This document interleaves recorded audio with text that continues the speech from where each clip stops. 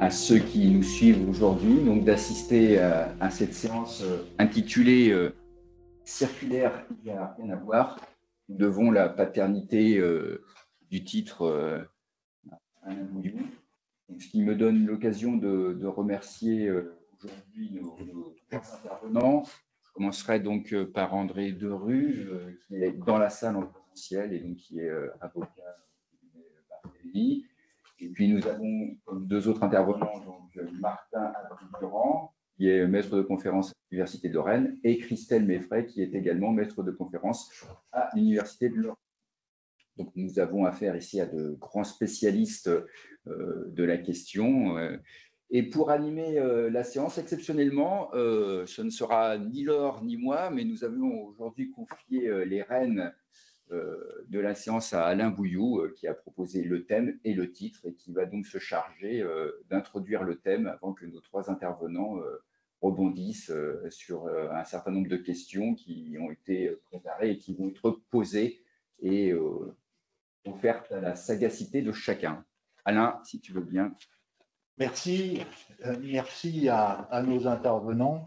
Alors, je vais essayer d'être assez court, en tout cas, c'est ce qui m'a été demandé. Quelques rappels pour poser un petit peu le sujet. C'est une évidence, la sécurité sociale est un service public géré par des organismes de droit privé et dont les décisions ressortissent à la compétence d'un juge qui est un juge spécialisé, qui est le juge judiciaire. Donc ça c'est la singularité de cette organisation. Partant, il est un fait que l'administration va intervenir dès lors qu'il y a un texte qui est adopté, et bien avant que ne soient livrées les premières interprétations jurisprudentielles, eh bien, on aura les interprétations de l'administration. Alors, par quel biais? L'administration produit abondamment circulaires, instructions, directives et autres. Alors, on les nomme parfois petites sources du droit ou petites sources de droit, droit souterrain, infradroit, technonormes.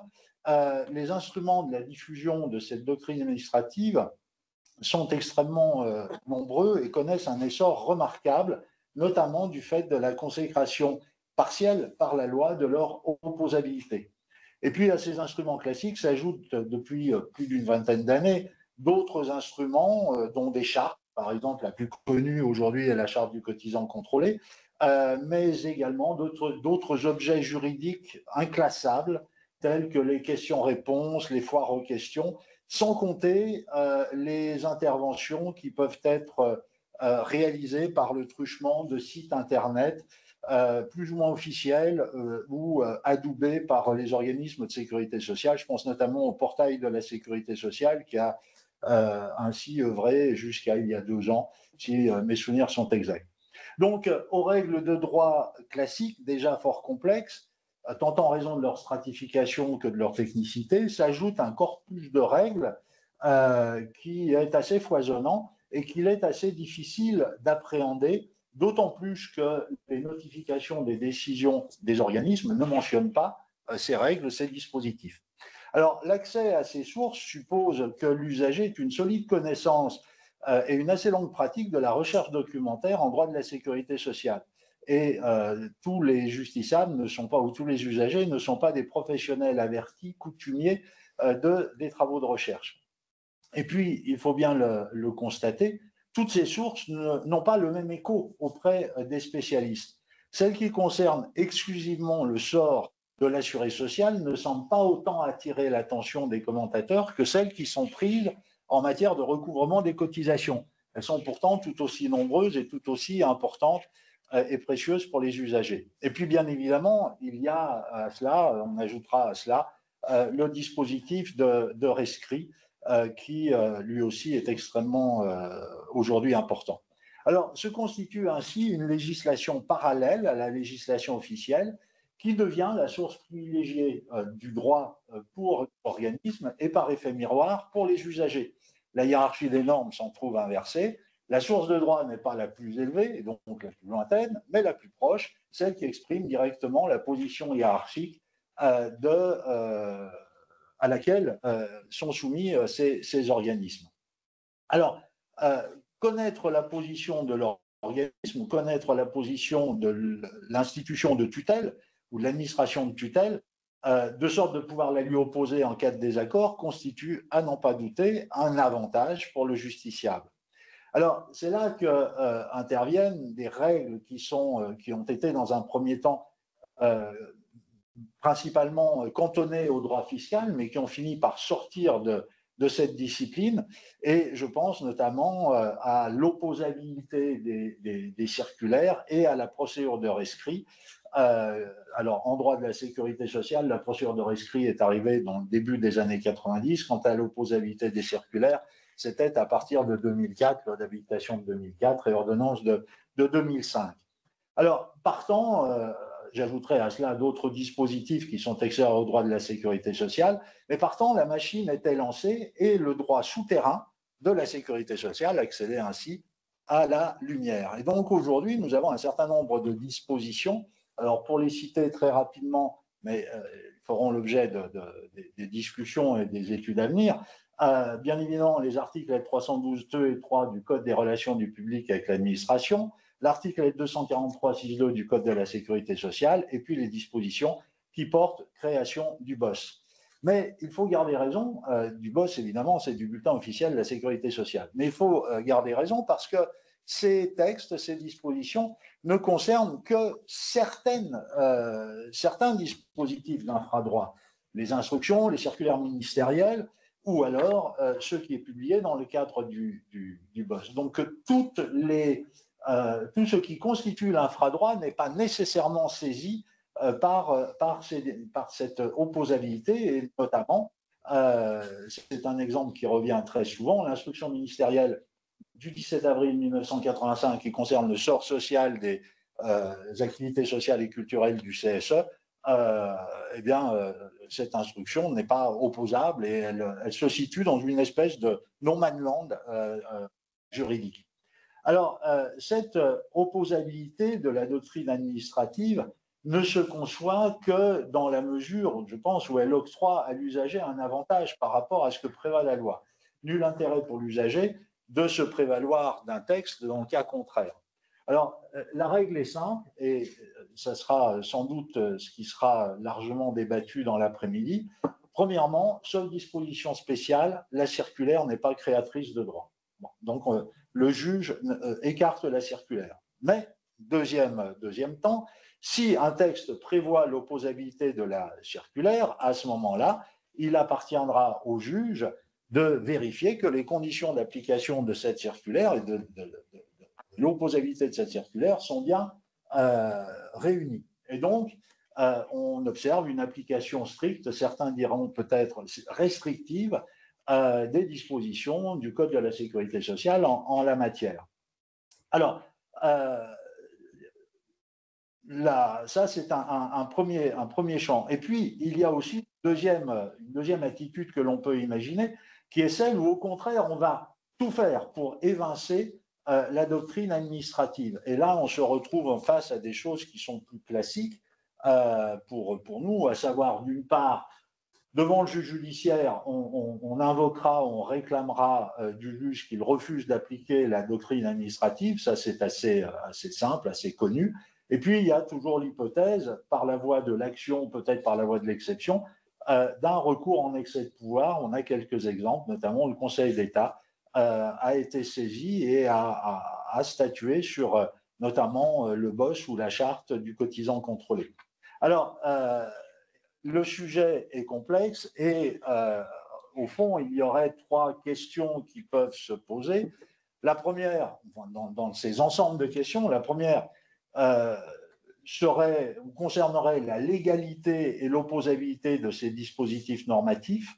La seconde question serait celle du régime des rescrits, puisque ces rescrits sont très nombreux. Et puis enfin, il y a la question des sanctions et de la responsabilité des organismes en cas d'application ou de non-application d'une de ces normes. Donc, chaque intervenant s'est proposé d'apporter son éclairage sur le sujet. Alors, il est temps pour moi de leur laisser la parole, car s'il n'y a rien à voir, il y a beaucoup à dire. Merci. Alors,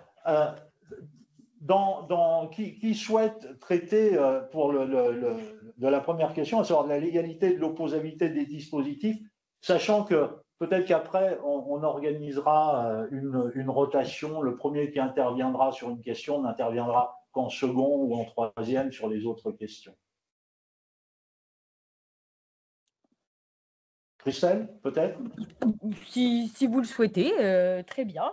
Donc, merci beaucoup. Merci pour votre invitation et pour ce sujet qui finalement mérite que l'on s'y attarde.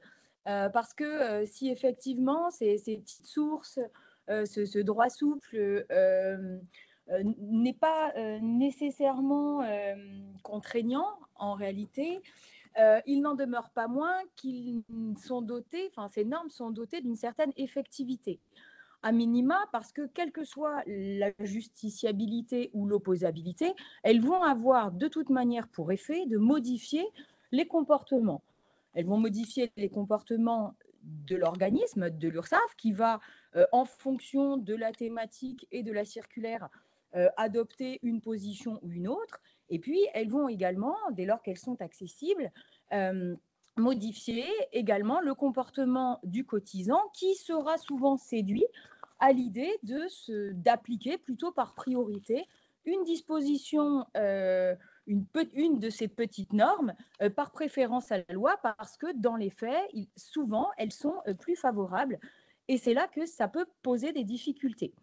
Donc, dans cet ensemble de sources, de normes qu'on a évoquées, qu'on aille de la circulaire au FAQ ou aux questions-réponses en passant par le BOSS, en réalité, il faut, me semble-t-il, distinguer deux grands groupes de normes. On va avoir d'abord les circulaires issues des ministères qui sont reprises par le bulletin officiel de la sécurité sociale pour l'essentiel et dont on verra qu'elles vont demeurer opposables sous conditions.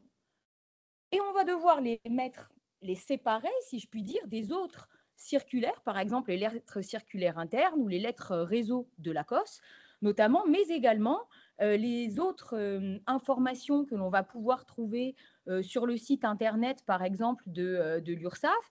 Je pense, par exemple, au guide pratique en matière des activités sociales et culturelles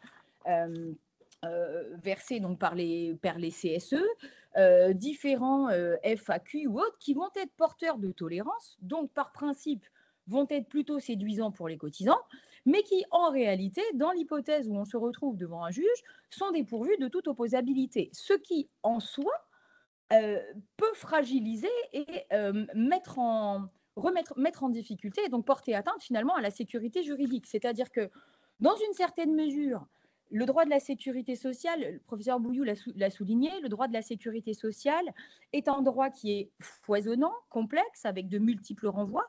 Donc, ces normes sont à l'évidence toutes utiles pour participer à l'éclairage et à l'accessibilité du droit de la sécurité sociale. Mais, de mon point de vue, selon l'hypothèse dans laquelle nous nous trouvons, elles peuvent être soit porteuses de sécurité juridique, en ce qu'elles pourront être opposables, soit à l'inverse, elles pourraient être porteuses d'insécurité juridique. Et c'est ce que je vous propose donc de voir. Donc, dans un premier temps, nous allons aborder la question de l'opposabilité des circulaires ministérielles. Alors, je le souligne, d'ailleurs, l'article L243-6-2 du Code de la sécurité sociale connaît une petite nouvelle version depuis le 28 février 2025, donc de sorte à étendre finalement le champ d'application, puisque on ne vise plus seulement les circulaires qui bénéficient de l'estampille.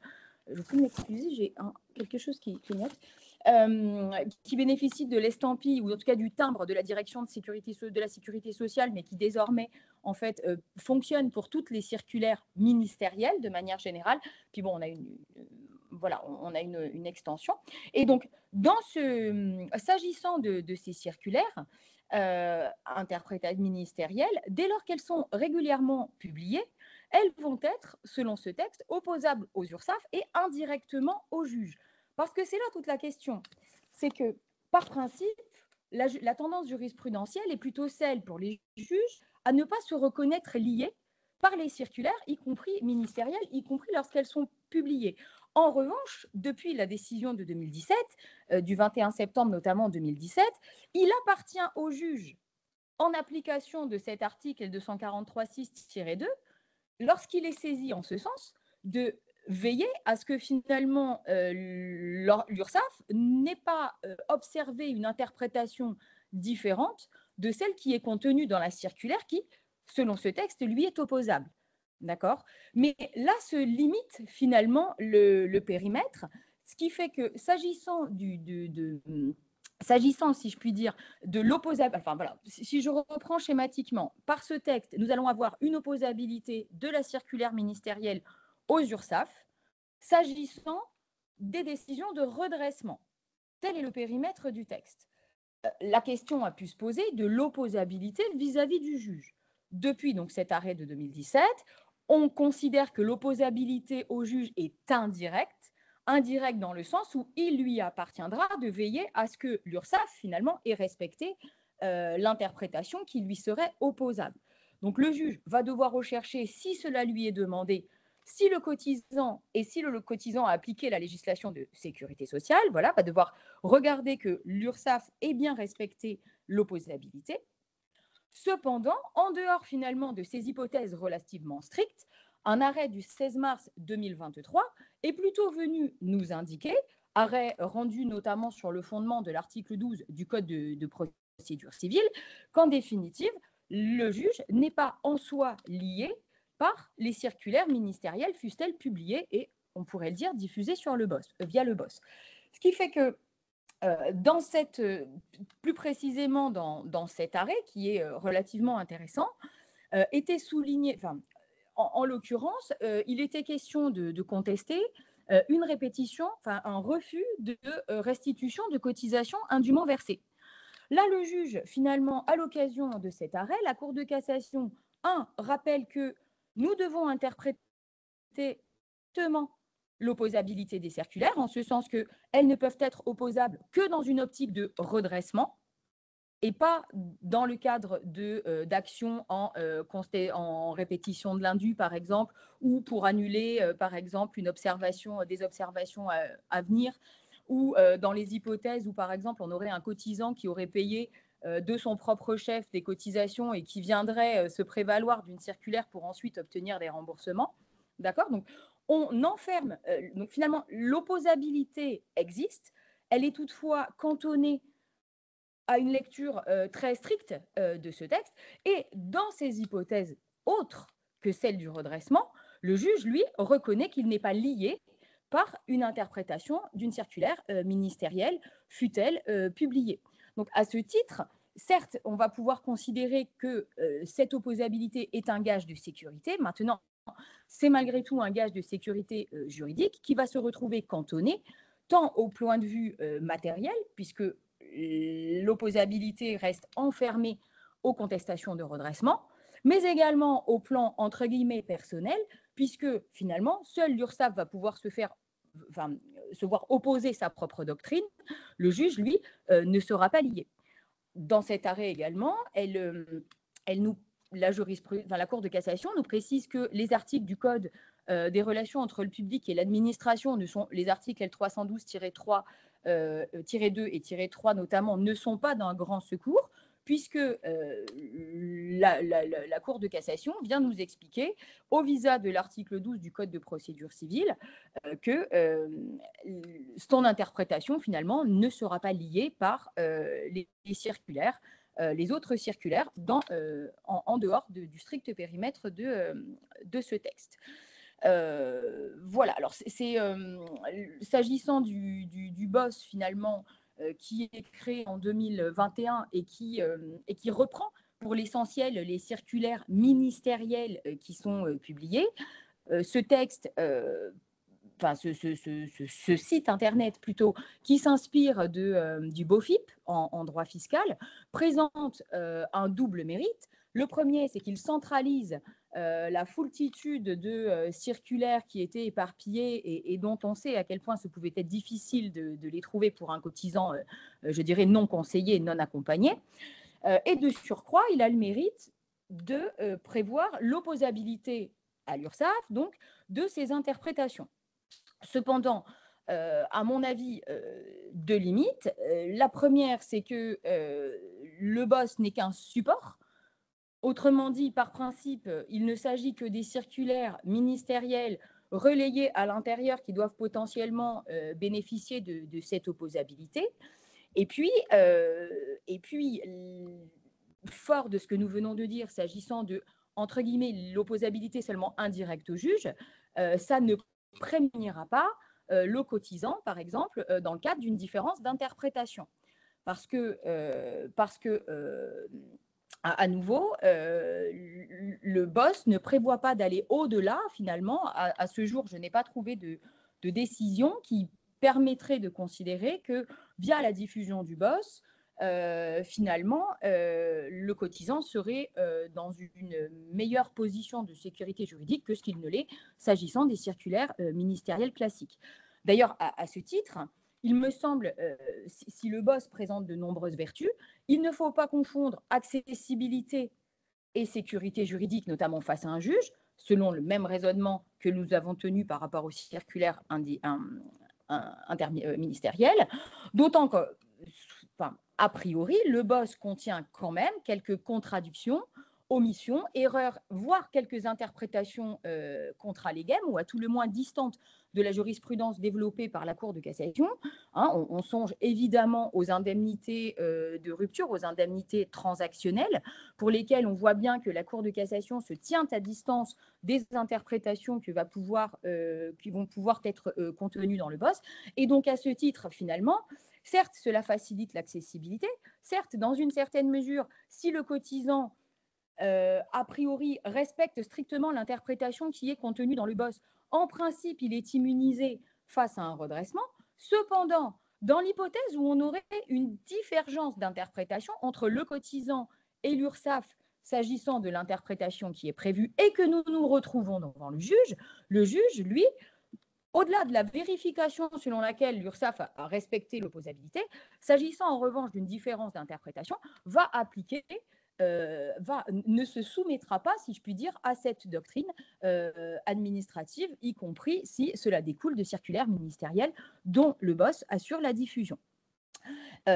S'agissant donc de... Voilà, en substance et assez rapidement, ce que nous pouvons... le regard que l'on peut porter et les points de vigilance que l'on doit souligner s'agissant de ces circulaires ministériels. Et puis, on arrive la question donc des lettres réseau, instructions internes et autres diffusions sur le site internet.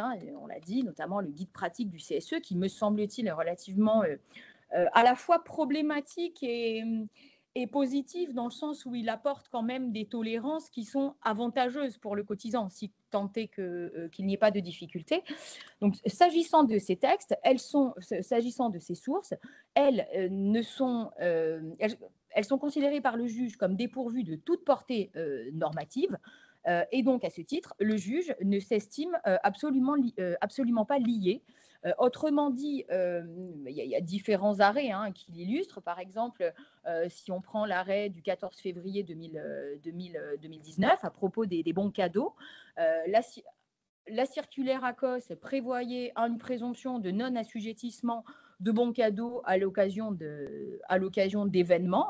Par exemple, les bons cadeaux versés, alors maintenant c'est un peu désuet, mais par exemple pour la Sainte-Catherine, pour Noël, à l'occasion de Pâques, enfin, ou autre. Et un contentieux s'est élevé entre l'URSSAF et le cotisant ayant appliqué la tolérance. La difficulté s'est élevée s'agissant des conditions d'appréciation de cette tolérance.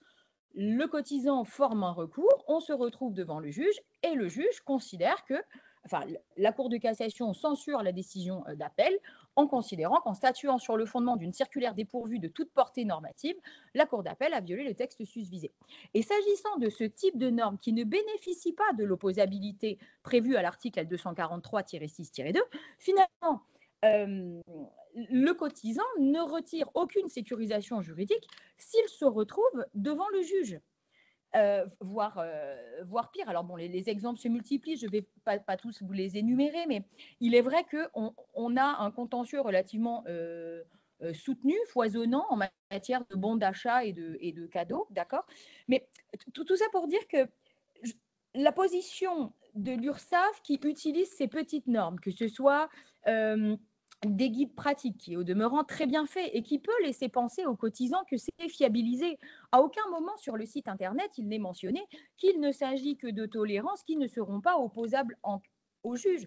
Ce qui fait que quand dans 80% tout ira bien, le jour où un différend s'élève sur ce point, en revanche, on va se retrouver devant un juge qui, lui, n'appliquera pas, ne s'estimera pas lié par ces tolérances, par cette doctrine administrative, et qui redressera pour l'intégralité dès le premier euro du montant. Et donc, finalement, cela risque d'aboutir, cette information, si je puis dire, ces tolérances en marge, finalement, des textes, risquent d'aboutir, de mon point de vue, à des contentieux inutiles, notamment entre le salarié et l'employeur, ou entre le cotisant et l'employeur.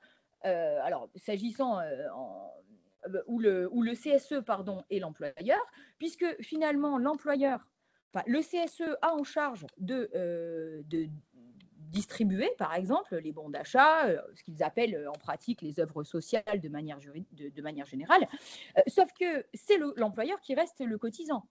Et donc, dans ce contexte, en cas de redressement, ce sera le cotisant qui sera redressé du fait de la mauvaise application par le CSE. Or, il est admis que l'employeur, le cotisant, pourra tout à fait appeler le CSE en garantie, voire agir contre le CSE pour demander le remboursement des sommes redressées. Et donc, à ce titre, de manière tout à fait indirecte, ça peut devenir aussi un levier de tension au sein d'une entreprise, si je puis dire, non pas à cause de l'URSSAF, mais d'un autre côté, d'une incompréhension sans doute liée à l'hypothèse où on va avoir des élus du personnel, pas forcément des représentants du personnel, pas forcément formés au droit de l'assiette des cotisations, qui en toute bonne foi va penser être dans les clous, si je puis dire, vis-à-vis de l'URSSAF, alors qu'in fine, pas nécessairement. De même, et là, ça sera plus une remarque, et puis je vous laisserai la parole puisque j'ai été très bavarde et j'ai beaucoup parlé. S'agissant des conséquences aussi en matière de relations de travail, issues cette fois, par exemple, de l'information que l'on va retrouver dans le BOSS et qui repose sur une interprétation qui est différente de celle qui est retenue, du droit positif retenu par la Cour de cassation, c'est par exemple l'arrêt du 30 janvier 2025 rendu à propos des indemnités transactionnelles où un employeur, dans le cadre d'une relation, le contentieux s'élève dans le cadre d'une relation individuelle de travail, mais nous ne sommes pas dans le cadre d'un contentieux URSSAF. L'employeur avait sans doute appliqué les préconisations du BOSS en matière de cotisation, enfin en matière d'assujettissement à cotisation d'une partie de l'indemnité transactionnelle en la plafonnant à 2 passes, puisque telle est la lecture en matière d'indemnité transactionnelle qui est retenue par l'URSSAF. Or, pour la Cour de cassation, s'agissant de l'indemnité transactionnelle, la lecture est beaucoup plus binaire que ça, c'est-à-dire soit, comme l'indemnité transactionnelle n'est pas en soi une somme qui est visée au titre des exceptions, de deux choses l'une, soit on assujettit pour l'ensemble, soit on exonère dans la mesure où il s'agit de réparer un préjudice. En l'occurrence, l'employeur, certainement en suivant les préconisations du BOSS, a plafonné l'exonération de cotisations sociales et a assujetti la part supérieure aux 2 passes. Le salarié, en revanche, a saisi le juge pour obtenir le remboursement finalement de la part des indemnités transactionnelles qui ont été chargées. Et in fine, la Cour de cassation a donné raison aux salariés puisqu'il n'y avait pas à faire masse et à limiter aux 2 plafonds aux 2 plafonds annuels de la sécurité sociale qui, dans ce cas particulier, n'existaient pas. Ceci tout simplement pour illustrer que, évidemment, c'est très favorable et évidemment, ça facilite l'accessibilité. Évidemment que le droit de la sécurité sociale est tellement compliqué qu'il faut des normes pour simplifier et permettre aux cotisants et à leurs conseils d'accéder, si je puis dire, à de manière beaucoup plus claire, enfin, de bénéficier d'un éclairage. En revanche, le point de vigilance, c'est quand on se détourne du droit positif réellement applicable, parce qu'in fine, c'est le cotisant qui risque d'en subir les conséquences. Voilà, je vous remercie. Merci. Martin, peut-être, est-ce que tu souhaites ajouter quelque chose ou répondre à Christelle? Oui, alors j'avais prévu de dire d'autres choses, mais du coup, vu les propos de Christelle qui étaient assez riches, me viennent deux questions qui sont liées. Finalement, la question que l'on peut se poser, mais bon, je la pose, mais on a déjà la réponse avec l'approche restrictive de la Cour de cassation en la matière, c'est finalement est-ce qu'il y a une opposabilité au-delà des prévisions de l'article L 243-6-2 du Code de la sécurité sociale, que tu as évoqué, Christelle, qui n'est ni plus ni moins qu'une application hein, de règles générales prévues dans le Code des relations entre le public et l'administration. C'est-à-dire, est-ce que on est corseté finalement par cette disposition, sachant que la pratique aujourd'hui consiste à passer par par l'introduction de nouvelles dispositions dans le BOSS, comme tu l'as dit, mais on peut imaginer qu'en marge du BOSS, l'administration pourrait, quelle qu'elle soit, hein, d'ailleurs, hein, que ce soit la DSS ou que ce soit un organisme central tel que Feu Lacoste, ce qu'on appelle l'URSSAF Caisse nationale maintenant, puisse prendre des dispositions en parallèle. Donc en réalité, ça exige que l'on sorte d'une vision un peu classique hein, de ce qu'on entend par circulaire, à savoir cette norme très générale, bien construite, dénommée circulaire, et finalement, d'une manière générale, toute disposition, toute norme, retenons ce terme, hein, qui prend, pour utiliser un vocable qui est issu du droit administratif, la forme de recommandation. Hein. Donc ça, c'est une première question. Et la deuxième question qui est liée, c'est justement sur ces choses qui sont produites, ces recommandations qui sont produites en marge des canaux officiels. Tu l'as évoqué à propos des fiches, des questions, de la publication de fiches réponses. Hein. Le ministère du Travail, d'ailleurs, fait de la même chose hein, en matière de droit du travail. Et la question, finalement, de leur opposabilité. Alors, je pense que pour essayer de trouver un début de piste, on peut regarder du côté de ce qui se fait en matière de droit administratif, sachant que la grosse différence entre le droit administratif et ce qui nous concerne en matière de droit de sécurité sociale, c'est que le contentieux du droit administratif est complètement centré sur la question de la justiciabilité, à savoir la question de la recevabilité des recours en excès de pouvoir. Hein. Et donc, vous connaissez tous cette jurisprudence assez longue entre d'abord l'arrêt de 54 Notre-Dame de Cresquer, et puis l'arrêt du Vinière de 2002. On a élargi finalement la possibilité de contestation à toute circulaire n'étant pas simplement réglementaire, mais ayant des dispositions impératives et à caractère général. Et puis plus récemment, avec un arrêt Gisti du 12 juin 2020, où on va autoriser les requérants à contester des circulaires dès lors qu'elles ont des effets notables, nous dit l'arrêt Gisti, sur les droits ou la situation des personnes autres que les agents de l'administration. Ce faisant, si on a une extension hein, de la possibilité en droit administratif d'une contestation de ce qui est produit, de tout cet infradroit qui est produit par les administrations, on laisse quand même de côté la question de l'invocabilité. Hein. Et je crois que ça, c'est une chose que l'on doit bien avoir à l'esprit, entre d'un côté la question de la justabilité, qui concerne vraiment la possibilité, la capacité à être recevable pour contester une recommandation au sens large, et de l'autre, la question de l'opposabilité, c'est-à-dire de l'invocabilité. Pour autant, on peut quand même constater que dans un arrêt du 8 avril 2022, le Conseil d'État a fait droit à un recours en excès de pouvoir qui concernait des fiches questions-réponses qui avaient été publiées par l'administration fiscale. Donc là, on a peut-être, vous voyez, un premier élément de réponse, sachant que la possibilité, hein, dans la construction de la jurisprudence du Conseil d'État, et c'est un peu le paradoxe, de demander la nullité au titre d'un REP d'une recommandation, n'implique pas nécessairement son invocabilité. Voilà ce que je pouvais dire Après, à titre d'ouverture. si je puis juste me permettre, la difficulté, alors pour moi, alors j'ai tendance à partager l'opinion de la Cour de cassation s'agissant de, je dirais, d'adopter peut-être une attitude de réserve vis-à-vis des interprétations qui pourraient être faites par l'URSSAF, d'abord. Premier point, parce que les dispositions du Code de la sécurité sociale sont quand même par principe d'ordre public. Et si on quitte quelques minutes le périmètre des circulaires, on s'aperçoit quand même que les URSSAF ont quand même une petite tendance à prendre quelques libertés avec les textes. Et donc, de mon point de vue, je ne suis pas nécessairement favorable à ce qu'on puisse étendre outre mesure la portée que l'on donne à leurs interprétations, fussent-elles des interprétations de l'URSSAF Caisse nationale, Exacof, Aracos, ou sur des informations données.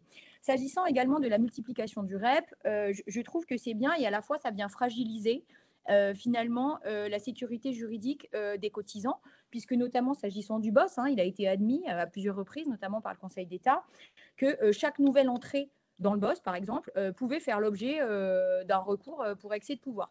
Sauf que quand on regarde, s'agissant de l'opposabilité des circulaires, on s'aperçoit que la Cour de cassation va quand même apporter une lecture relativement restrictive, d'accord, en sachant qu'également, on va se poser la question de savoir est-ce qu'elle est encore applicable, est-ce qu'elle ne l'est pas. Et donc, finalement, avec ces multiples va-et-vient et flots continus, avec le BOSS, on va pouvoir très régulièrement produire de la norme et puis la changer. On risque d'avoir une multiplication des recours pour excès de pouvoir, donc avec une position qui va être… Finalement, je crains que cela finisse à déstabiliser la norme et donc, quelque part, à déstabiliser les cotisants. Alors que pourtant, ça se voulait… je dirais pas un outil pédagogique, mais presque destiné justement dans la démarche plus grande de leur politique de sécurisation, de relations de confiance, etc. Je dirais que trop risque finalement, voilà, le mieux est l'ennemi du bien, quoi, finalement. Et avec la petite nuance aussi, c'est que, sauf erreur de ma part, mais je ne suis pas à l'abri d'une erreur, les dispositions du Code des relations entre le public et l'administration valent et s'appliquent en effet aux organismes de sécurité sociale, puisque l'article L100-3 nous explique bien que sont considérés comme des administrations les organismes de sécurité sociale. Ceci dit, il me semble que ça ne vaut qu'en l'absence de dispositions spécifiques dans le Code de la sécurité sociale. Et donc, quand on coupe, par exemple, avec l'interprétation qui a été retenue en mars 2023, et la référence qui a été explicitement faite à l'article 12 du Code de procédure civile, où la Cour de cassation considère que les juges ne sont pas liés par les circulaires ministérielles, alors qu'elle était publiée, je ne suis pas sûre finalement, sur ce sujet particulièrement, que, en tout cas en matière d'opposabilité vis-à-vis de l'URSSAF, que le code de relations entre le CRPA soit d'une vraie utilité pour les cotisants. Voilà. Personnellement, je partage cet avis. André, peut-être quelques mots du praticien, qui fait quand même un petit peu de droit. Sachant que l'essentiel a été dit, mais je voudrais rajouter deux, trois petites choses. Tout a été dit, notamment sur le terrain de la portée de toutes ces positions administratives, quelle que soit leur dénomination, leur source, que ce soit effectivement des circulaires ministériels, que ce soit le BOSS, que ce soit des guides pratiques sur les activités sociales et culturelles, le guide de l'épargne salariale, même si le BOSS depuis peu été complété d'une partie sur l'épargne salariale qui ne touche pas d'ailleurs ni l'intéressement, ni la participation, ni certains autres sujets. Bon, toutes ces positions à vocation collective, j'allais dire. pour toutes ces positions justement à caractère collectif, je pense qu'on a une jurisprudence, je crois, je suis même sûr, une jurisprudence constante, ancienne, au terme de laquelle les prises de position administratives n'ont pas de portée normative.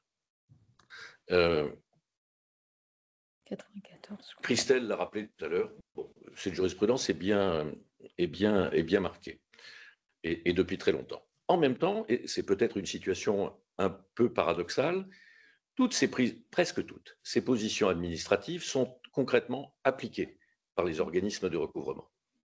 Il suffit de lire une lettre d'observation, ce qui m'arrive de manière assez fréquente, une lettre d'observation de l'URSSAF, vous savez, cet acte qui clôture les opérations de contrôle de l'organisme de recouvrement, pour voir pour chacun des thèmes qui font l'objet d'observations pour l'avenir ou de projets de redressement au stade de la lettre d'observation, de voir dans la rubrique consacrée aux textes applicables, souvent, outre bien sûr les dispositions légales réglementaires applicables, la référence faite au BOSS. Alors, ça vient petit à petit, le BOSS, hein, mais on nous vise parfois encore des circulaires antérieures au BOSS, même si elles ont été reprises par le BOSS. Et donc, ça veut dire, parce que c'est d'ailleurs une obligation posée par l'article R243-59, obligation de motivation en droit du projet de redressement ou des observations pour l'avenir. Et donc, vous avez, j'allais dire presque un réflexe pavlovien historique, ancien, très ancien, de la part des inspecteurs du recouvrement, qui consiste de toute façon à appliquer effectivement ces prises de position administratives.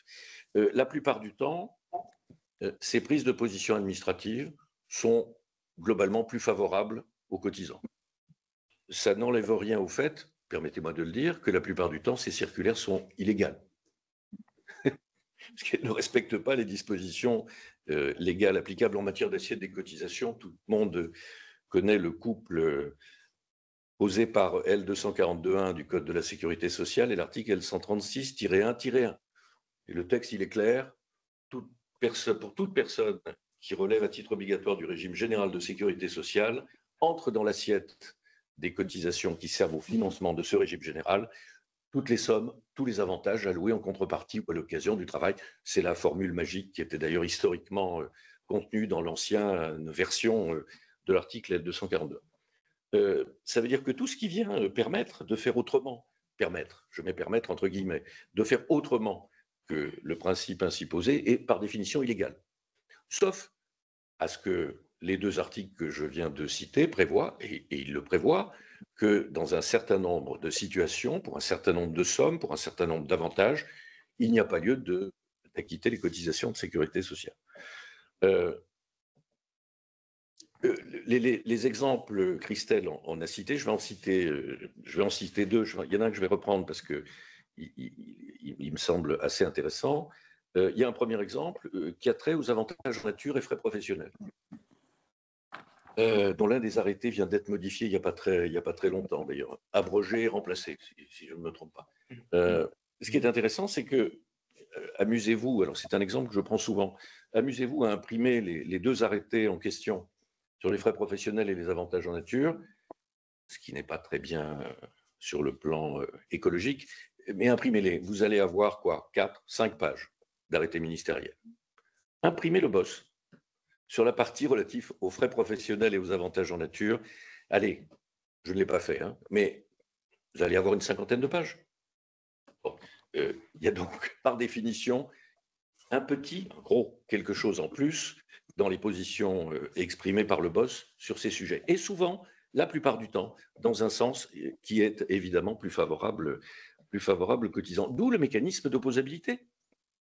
D'où le mécanisme d'opposabilité prévu par L243-6.2 du Code de la Sécurité sociale, qui est une arme dont bénéficie le seul cotisant et qui est une arme anti-redressement.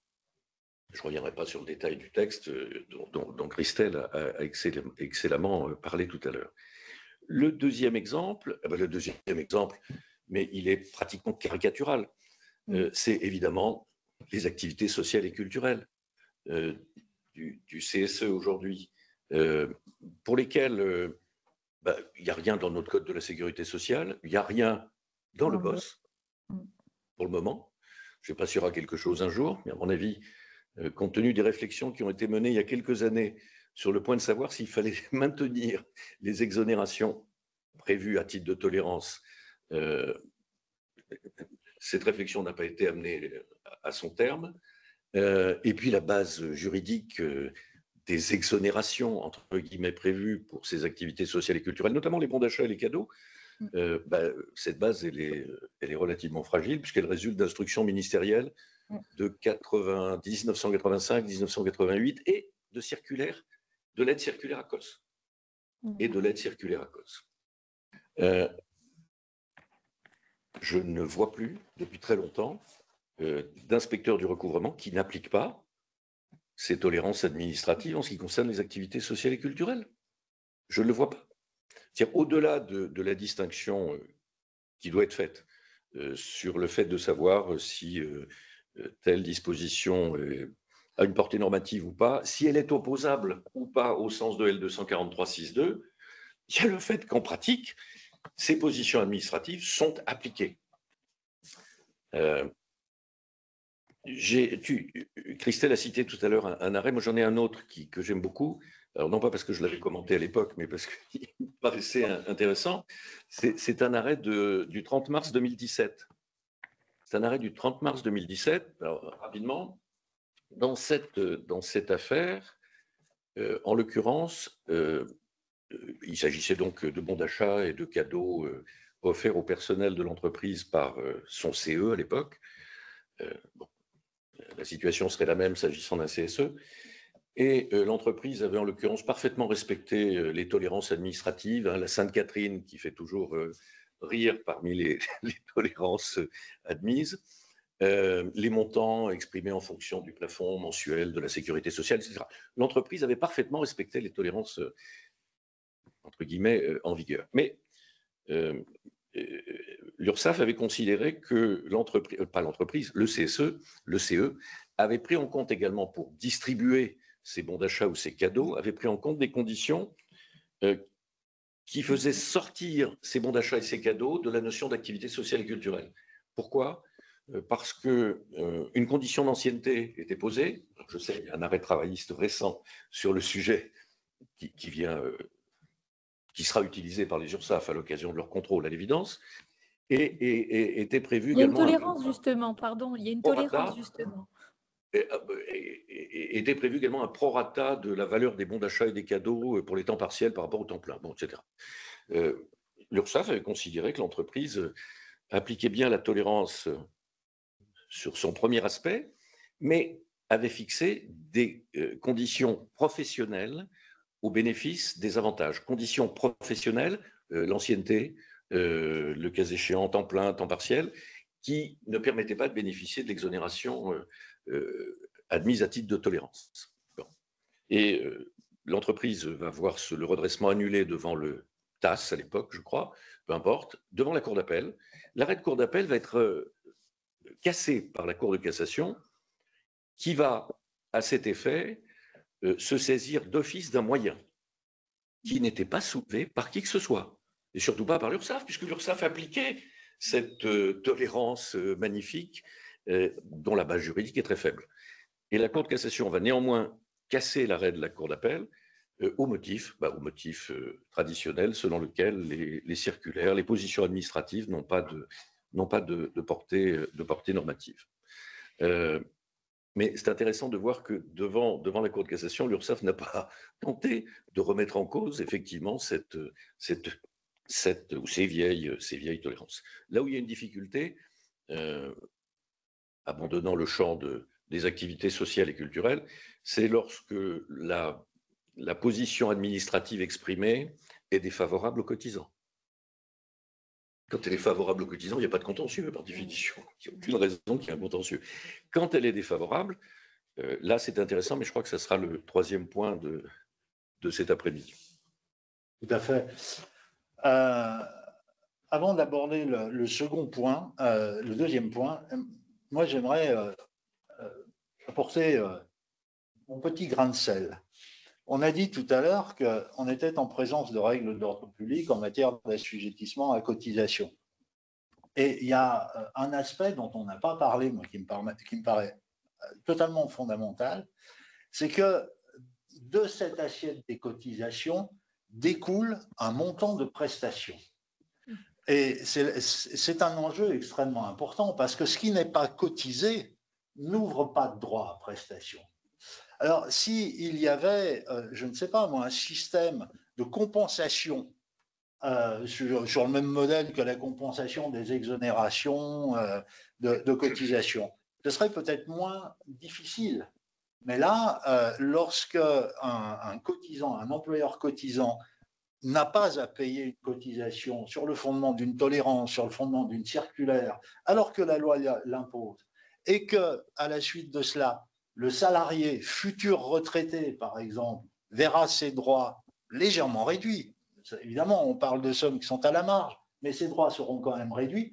Et qui sait, si c'est une personne en situation de précarité, peut-être même qu'il n'aura pas tous ses trimestres, que sais-je. Bon.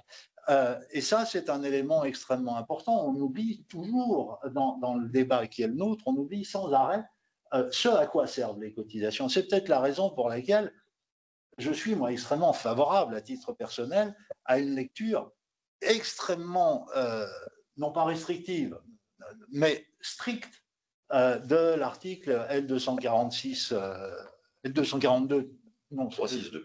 Ouais, 362, voilà, 143.6.2, merci, du Code de la sécurité sociale, justement pour cette raison. Et je ne suis guère favorable à l'extension de ces tolérances. Voilà, ça c'était un petit point de vue. Alors, André, puisque tu es le praticien, on devait aborder la question du rescrit. Peut-être que tu peux commencer. C'est quelque chose que tu dois pratiquer assez souvent, j'imagine. Pas du tout. Pas du tout. Non, quand je dis pas du tout, le rescrit, en fait, alors j'ai eu du mal à retrouver des statistiques fraîches sur le sujet. Avant, on en avait de manière assez lisible sur le site de l'ACOS, pardon, de la défunte ACOS. Et il me semble que Christelle a trouvé, elle, des statistiques. Bon, elles sont vieilles. Elles sont vieilles. Je crois que la plus récente, c'est 2017. Je suis encore retournée regarder. J'imagine que le succès n'étant pas au rendez-vous, ils doivent être un peu rétifs à communiquer, enfin, en tout cas à exposer clairement l'absence de succès, oui, de rescrit. Parce que les dernières infos que j'avais, c'était, je crois, 2017 sur les dernières. 2020. Alors, attends, je l'ai noté quelque part. 2020, 1625 rescrits. Oui. Quand on considère que l'administration fiscale, on est quand même aux alentours des, de mémoire, 50-60 selon les années. Et qu'on compare, je crois, aux questions que l'on appelle les questions complexes, pour lesquelles on est plutôt dans un ordre d'idée de 20 000. Oui. Et c'est pour ça que je fais un distinguo. Alors, quand je dis rescrit, je ne pratique pas. Je m'entends. Alors, d'ailleurs, c'est un paradoxe sur le fait que le rescrit, quand je dis le rescrit ne fonctionne pas, pardon, c'est le rescrit tel qu'il est prévu, organisé, réglementé, peut-être un peu trop, par notre Code de la sécurité sociale. Et les questions complexes sont… La question complexe, moi, je les mets hors de ce champ-là. Je vais y venir, justement. Ce rescrit ne fonctionne pas, ce qui est paradoxal, d'ailleurs, parce que à l'origine, le rescrit, l'intégration du rescrit dans notre Code de la sécurité sociale était une demande des organisations patronales pour asseoir la sécurité juridique, effectivement, des cotisants entreprises. Bon. Alors on peut s'interroger sur pourquoi il ne fonctionne pas. Peut-être qu'il est un peu trop réglementaire, peut-être qu'il y a des effets un peu psychologiques. Je ne vais pas poser une question alors que peut-être je suis dans l'erreur. Bon, enfin bref, on ne va pas rentrer dans de la psychologie de café du commerce. Ce qui fonctionne en revanche, c'est le rescrit non organisé, le rescrit non réglementé. Alors ce que j'appelle moi d'une manière un peu triviale, vous ne m'en voudrez pas, le rescrit est la bonne franquette. Et qui lui existe depuis très très longtemps, bien avant que ne soient intégrées des dispositions spécifiques dans notre Code de la sécurité sociale. Ce rescrit-là, inorganisé, non réglementé, c'est le fait que les cotisants, mais de manière récurrente, de manière très importante, alors ça doit correspondre aux 20 000 dont je parlais tout à l'heure, me semble-t-il, vont poser par mail maintenant, évidemment, le plus souvent, et en dehors de la procédure qui peut paraître un peu pénible pour un certain nombre de cotisants, et pour avoir une réponse rapide. Parce que le rescrit très organisé, très réglementé ne permet pas d'avoir une réponse très, très rapide à la question qui est posée par le cotisant. Or, c'est souvent des questions qui relèvent du quotidien qui effectivement entraînent la question posée par un cotisant qui attend la réponse dans l'heure ou demain ou après-demain ou dans 3 jours au maximum. Voilà. Et c'est pour ça que ce rescrit-là, qui n'est pas un rescrit, je ne devrais pas l'appeler ainsi, fonctionne bien. Et ce rescrit, inorganisé ou non réglementé, conduit à la même opposabilité de la réponse apportée auprès de l'organisme de recouvrement. Alors là, c'est une vieille jurisprudence, hein, que vous connaissez tous par cœur, les positions exprimées par l'URSSAF, lit cette URSSAF, jusqu'à ce que cette URSSAF change cette position, ce changement de position ne pouvant pas avoir d'effet rétroactif. Donc, et seulement pour l'avenir. Ça, je le pratique. Enfin, quand je dis je le pratique, les cotisants le pratiquent, ce rescrit inorganisé. Et il fonctionne bien et il a des effets de droit, effectivement, sur l'URSSAF. Pardon, Martin, tu avais la main en l'air, je t'en prie. Mais ouais. Oui, mais je rejoins là, les propos qui ont été tenus et j'irai même un peu plus loin. C'est en réalité, si on replace le rescrit social d'une manière générale dans sa nature profonde, à savoir que c'est d'abord un acte administratif unilatéral. Ça, c'est quelque chose du fait de l'attribution du contentieux à l'ordre judiciaire que l'on perd de vue. Mais en réalité, quand l'URSSAF, en tant qu'organisme investi de prérogatives de puissance publique, prend une décision, c'est ni plus ni moins qu'une décision administrative. Donc en réalité, la question c'est, est-ce que la solution donnée à un rescrit n'est pas une décision administrative comme une autre? Et la réponse est oui, bien sûr. Sur ce caractère un peu ambivalent, contre-productif de la procédure qui a été adoptée pour ce rescrit social, c'est à la fois une transposition de l'article L80B du livre de procédure fiscale, qui a été obtenu de longue lutte par les parlementaires dans les années 50, 60, 70, puis 80 avec la loi ARDI. Effectivement, il y a un aspect contraignant, mais c'est, je pense aussi, pas dénué d'intention de la part du législateur de sécuriser pas simplement le cotisant, mais d'abord les organismes de sécurité sociale. La question, c'est est-ce que finalement on peut provoquer, parce que c'est ça en fait le rescrit social, c'est provoquer une prise de position, une prise de décision de la part d'une autorité publique en dehors des procédures prévues par la loi? La réponse me semble, et là je vais dans le sens de ce qui a été dit, est positive, et se fait d'ailleurs de manière quotidienne, puisque là encore une fois, il faut sortir finalement d'une image qu'on peut avoir assez classique du rapport de l'administration avec les citoyens, de quelque chose de très descendant, avec un point de contact ponctuel, c'est un peu l'image qu'on a du droit administratif. En réalité, le quotidien des entreprises et des URSSAF, c'est un échange constant, un flux constant d'informations, aussi de flux financiers, des choses qui sont formalisées, et je pense que les acteurs n'ont pas forcément conscience qu'en réalité, ils sont en pratique, lorsqu'ils posent une question sur l'interface mise à disposition, sont en réalité en train de faire, sans le dire, un rescrit, et l'opérateur qui est de l'autre côté et qui va répondre à la question ne se rend pas compte qu'en réalité, il rend une décision administrative. Je pense qu'il y a cet aspect là qui est important d'avoir à l'esprit. Et donc, la question, finalement, quand on va voir sur ces choses-là, sur tout cet aspect plutôt fluide, on va plutôt avoir du contentieux, il me semble, lorsqu'on est dans le cadre prévu par R243-59 en cas de contrôle URSSAF et qu'on a déjà eu des observations sur un point déterminé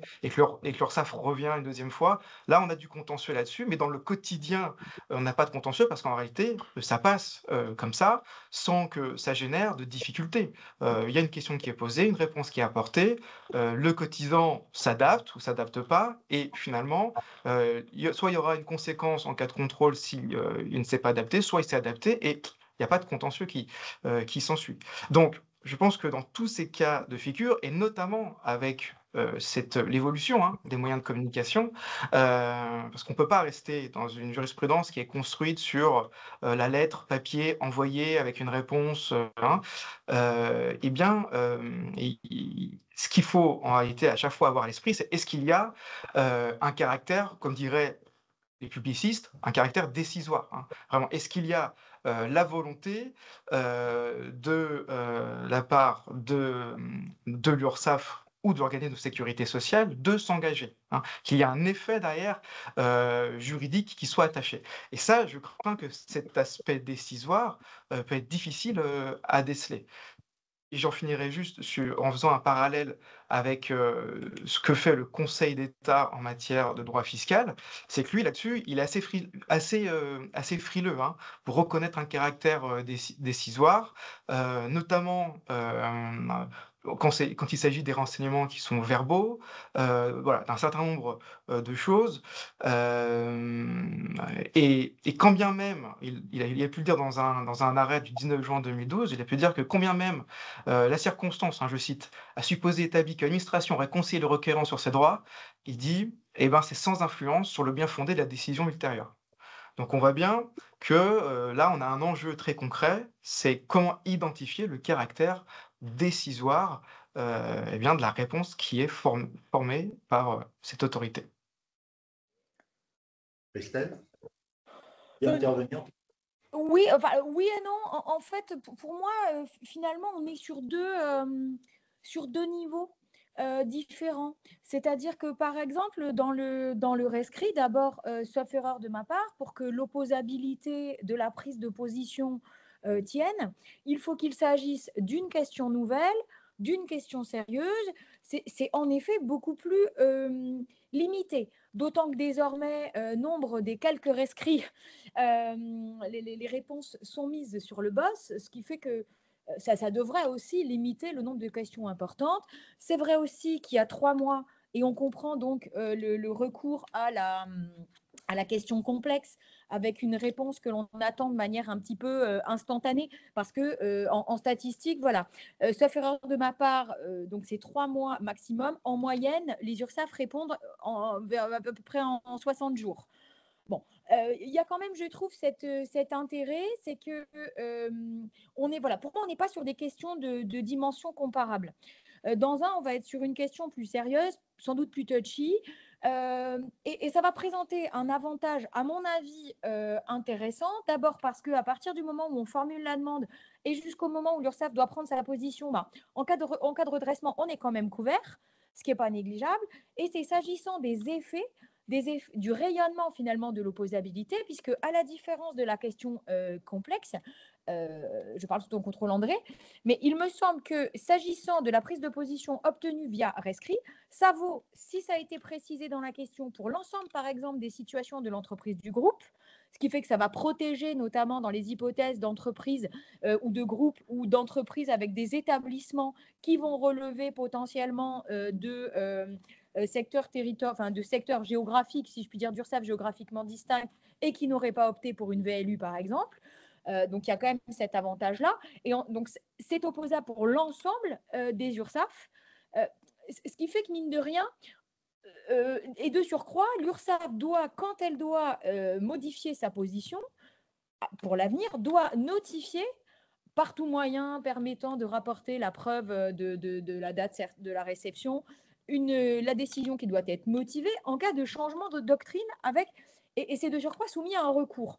Donc, je trouve que finalement, les deux vont bien ensemble parce que sur la question complexe, sauf de ma part, cette prise de position ne lira que l'URSSAF qui a rendu la prise de position avec uniquement une portée qui ne concernera que l'établissement ou l'entreprise précisément, tandis que dans l'autre hypothèse, on est de mon point de vue une sécurité juridique plus importante avec un effet plus ample.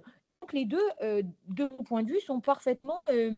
finalement, c'est dommage, je trouve, d'utiliser l'un plutôt que l'autre, alors qu'en réalité, on pourrait utiliser les deux selon la particularité et les implications posées par la question et la situation précise de l'entreprise. Voilà, donc ça, c'était voilà, c'était l'observation que je souhaitais faire par rapport aux deux, parce que je trouve finalement très dommage que les rescrits soient peu utilisés, parce que finalement, on est vraiment dans la logique de l'anticipation. Voilà, c'est un peu, je trouve, la récompense aux cotisants, aux cotisants diligents qui va anticiper finalement et faire correctement les choses. Avec le bémol que la question complexe, finalement, qui est l'interlocuteur, qui est la personne qui va donner la réponse. On peut avoir l'impression que certes c'est rapide, mais c'est peut-être fait un peu à brûle-pourpoint. Et je trouve dommage, et ça c'est dans l'intérêt du cotisant, c'est quand on regarde, mais j'empiète là un petit peu sur la question d'après, quand on voit dans quelle mesure il y a peu de chances de voir reconnaître la responsabilité civile de l'URSSAF.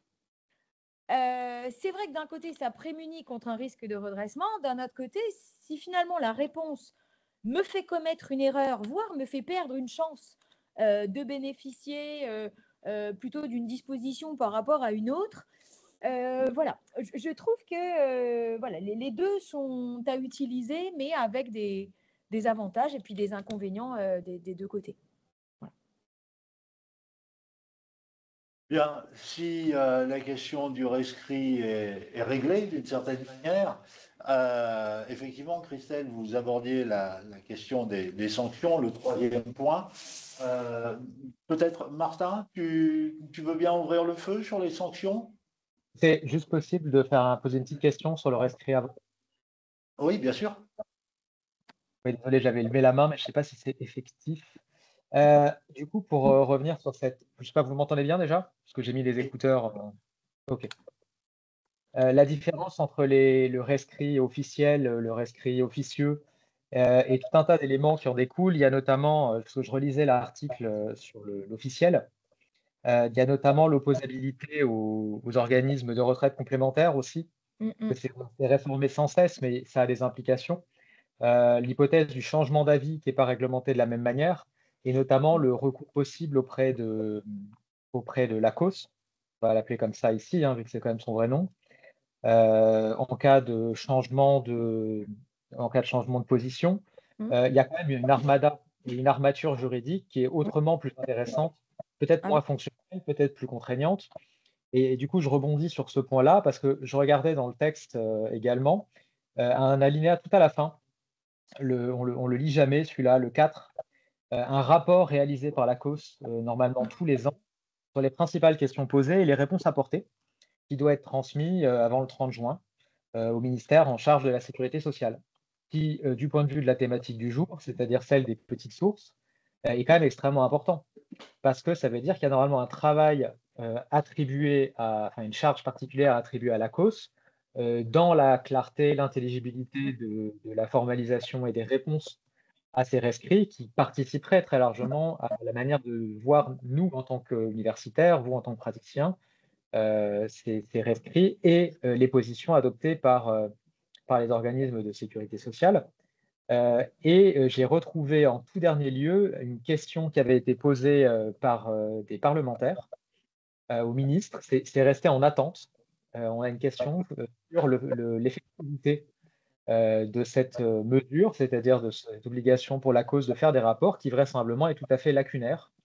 Et donc, du coup, la question c'est, est-ce que vous avez déjà vu ces rapports et est-ce que vous seriez prêt, cette fois-ci plutôt pour les enseignants, à approfondir certaines thématiques à la lumière du contenu de ces rapports? Parce qu'il faudrait, nous, en tant qu'universitaires, qu'on apprenne à mobiliser ces matières. Quand on résout un cas pratique, quand on se préoccupe de certaines positions que peuvent prendre les URSSAF dans certaines circonscriptions, tout ça est à prendre en considération.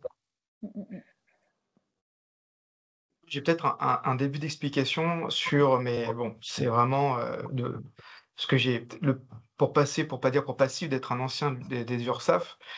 Donc, j'y étais au moment où il y avait les travaux sur justement le BOSS. Je crois que sur l'absence de remontée d'informations, si on parle comme un technocrate, l'une des explications, mais c'est sous réserve de ce que j'avais pu comprendre à l'époque, c'est qu'en fait, tout simplement, les services qui étaient en charge de la question étaient à l'époque complètement monopolisés par la question de la mise en œuvre du BOSS, hein, qui, vous le savez, a été retardée dans le temps, parce que à la fois il y avait des questions techniques qui se posaient, et surtout c'est qu'il y a eu un bras de fer entre l'ACOS et la DSS à l'époque, et ça, c'est aussi une dimension, hein, qu'on n'a peut-être pas à l'esprit, mais le BOSS, ça a aussi été une façon pour le ministère, hein, notamment pour le bureau 5B, de reprendre et de tordre la main à la COS. Et clairement, hein, les directives étaient, vous ne produisez plus rien, c'est toute disposition générale émane de la DSS. Hein. Donc là, il y a eu aussi je sais que ça crée beaucoup de tensions et que ça peut peut-être être l'une des explications du retard. Par contre, ça n'explique pas pourquoi aujourd'hui on n'a pas de remontée en la matière. Mais c'est un peu étonnant parce que c'est quand même un réseau où la remontée d'informations fonctionne plutôt bien. Donc, bon, je ne sais pas. Mais alors, n'est-il pas possible que ce rapport remonte, mais ne soit juste simplement pas ni communiqué, ni voilà, que ce soit un document à usage interne finalement? Le parlementaire qui posait la question, je pourrais vous mettre à la limite la question dans Oui, la volontiers. C'était, il semble, on est déjà avec des pincettes, Et oui. que très peu de rapports ou de décisions aient été publiés. Du coup, par acquis de conscience, je suis allé lire, je me suis fait quelques mois du bulletin officiel santé protection sociale, dont on n'a pas parlé, mais qu'on pourrait aussi évoquer, parce que là aussi, il contient tout un tas de pépites fort utiles à certains moments. Je me suis dit peut-être qu'il publie des choses là-dedans, mais c'est pas vraiment le support, j'ai l'impression, et le parlementaire restait sur sa faim, tout comme nous, et vraisemblablement, comme tout le monde ici, dans l'incertitude quant au contenu de ce rapport, qui serait à mon avis très utile. Noté. Ouais. D'autres non? D'autres observations? Alors, Martin, je te proposais de prendre la parole en premier sur les sanctions, si tu veux bien. Sur la responsabilité, Oui, sur les questions des sanctions, de la responsabilité. Le Oui. troisième volet, en fait. oui, bon, de toute façon, je crois que là, il y a un constat qui est partagé, et ça a déjà été évoqué, hein, par l'ensemble des intervenants, c'est que la mise en cause de la responsabilité des URSSAF, c'est quand même un peu une arlésienne. Ça arrive très peu. Je n'ai pas vu récemment d'arrêt de la Cour de cassation en ce sens. On sait que, alors je crois que c'est 2010 ou 2012, hein, la Cour de cassation, de toute façon, avait mis a mis un stop en disant que les organismes de sécurité sociale, en l'espèce l'URSSAF, n'étaient pas tenus à une obligation de conseil.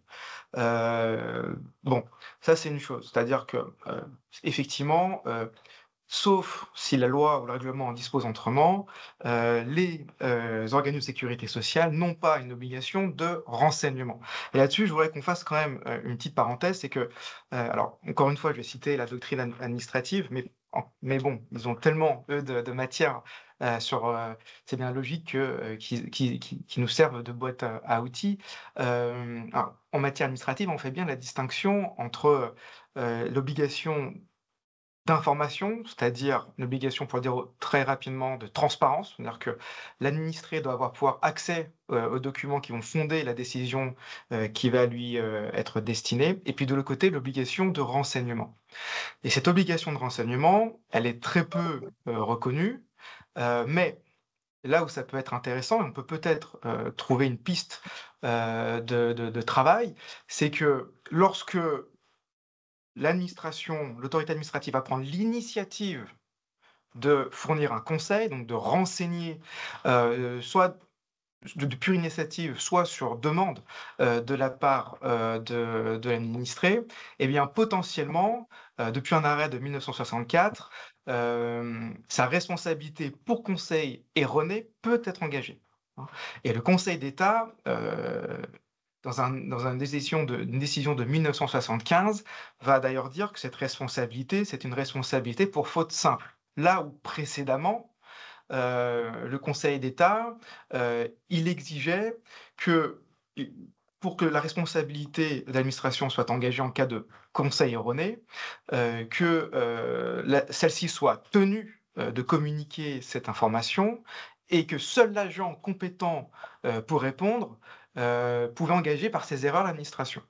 Alors, ces deux arrêts de 64 et 75 vont ouvrir le champ, hein, mais ça, c'est en droit. En réalité, et parce que ce sujet, la responsabilité pour conseil erroné, c'est un débat qui a fait long feu dans la doctrine administrative, publiciste. Et en réalité, ce dont on s'aperçoit, c'est qu'en pratique, le juge administratif est extrêmement exigeant sur l'établissement, plus que d'ailleurs le juge de droit privé, sur l'établissement de la faute, du lien de causalité et du dommage subi par, le cas échéant, par l'administré. Donc, en principe, une responsabilité qui est reconnue, mais dans les faits, qui est très peu, qui débouche sur très peu de condamnations, alors qu'il y a un contentieux qui est fourni, que ce soit en matière fiscale ou en matière d'ailleurs aussi d'urbanisme. Donc voilà, c'est voilà, un bilan un peu en demi-teinte, mais si on reboucle avec ce que nous connaissons en matière d'URSSAF, effectivement, la Cour de cassation, elle a dit il n'y a pas d'obligation de conseil, c'est-à-dire que l'URSSAF n'a pas à prendre l'initiative de transmettre un certain nombre d'informations. Sauf que depuis une dizaine d'années, le réseau URSSAF communique énormément sur le fait qu'elle accompagne les entreprises, notamment lorsqu'elles sont en difficulté. Hein. Il y a tout un un effort qui a été réalisé de la part du réseau sur ce point. Et donc potentiellement, alors que on ne les a pas forcément sollicités, ils peuvent donner des conseils erronés. Et le fait, si on fait un parallèle, et j'en finirai là-dessus, avec la jurisprudence du Conseil d'État, le fait que si on raisonne comme le Conseil d'État, finalement, on n'a pas besoin d'identifier nommément l'agent qui va délivrer cette information, hein. Si on reprend sur la décision de 75, fait que finalement, potentiellement, ça ouvre un champ possible, par analogie, pour l'engagement de la responsabilité face à cette situation nouvelle où on a quand même un réseau, comme je le disais, qui n'hésite pas à prodiguer des conseils, parfois individuels, hein. Évidemment, ça marche pour des conseils qui sont individuels.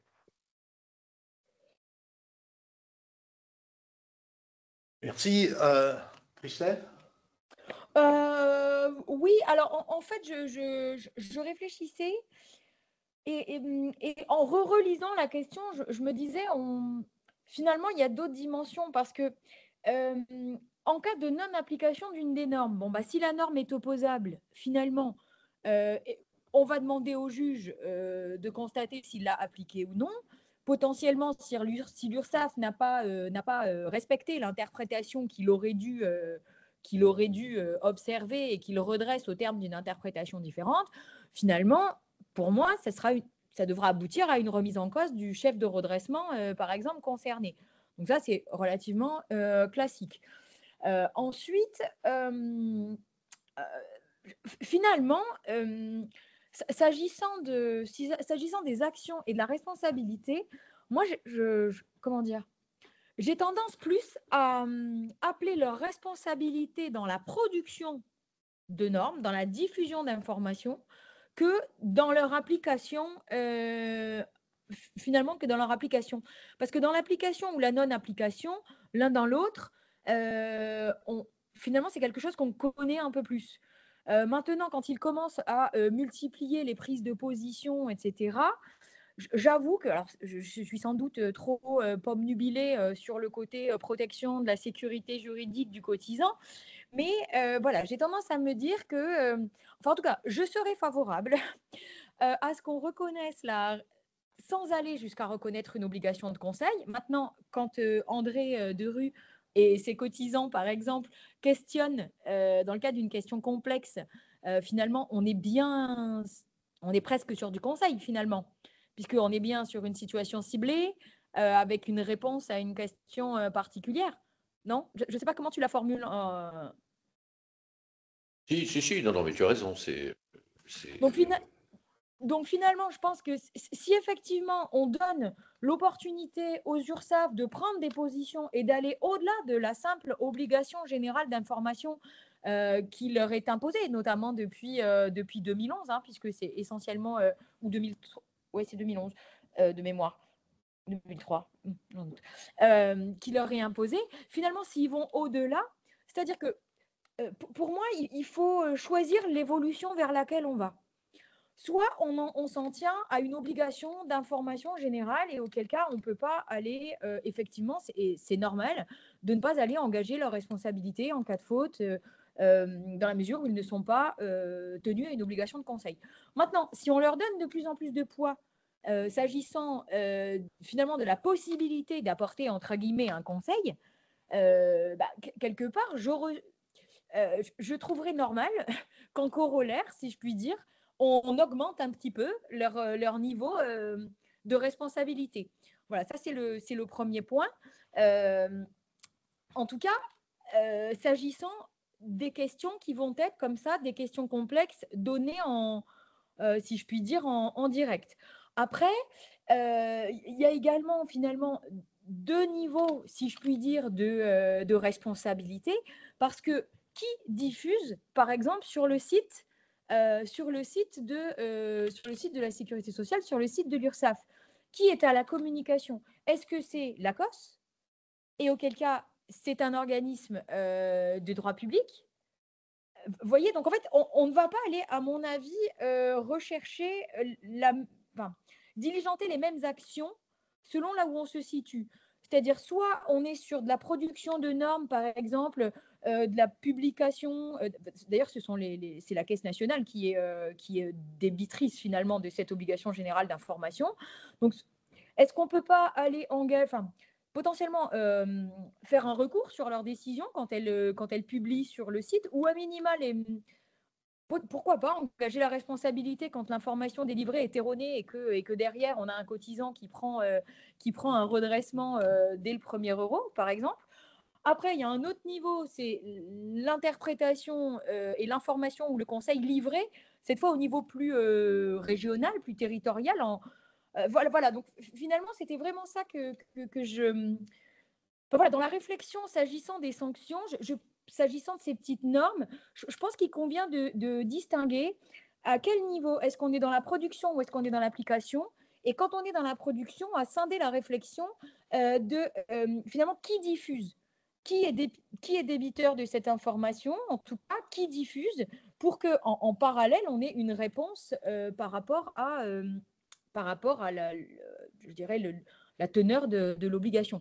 Et enfin, alors ça, voilà, je serais favorable, c'est un appel, je ne sais pas, je serais favorable à ce que lorsqu'ils diffusent, par exemple, des tolérances, des guides sur le site de l'URSSAF, qu'ils mentionnent expressément qu'il ne s'agit que d'une position par l'organisme, une interprétation tenue par le réseau ou par la Caisse nationale, qui n'est pas susceptible de lier les juges, de sorte à ce que on évite les hypothèses de mauvaises surprises. Voilà.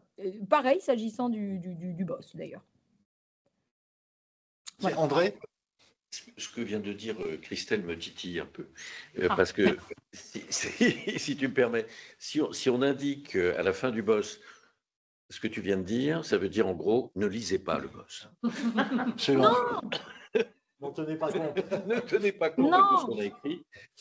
Je caricature, mais... Non, mais à minima, tu vois, signaler les prises de position distinctes. À nouveau, je reviens sur l'indemnité transactionnelle, mais c'est tellement énorme.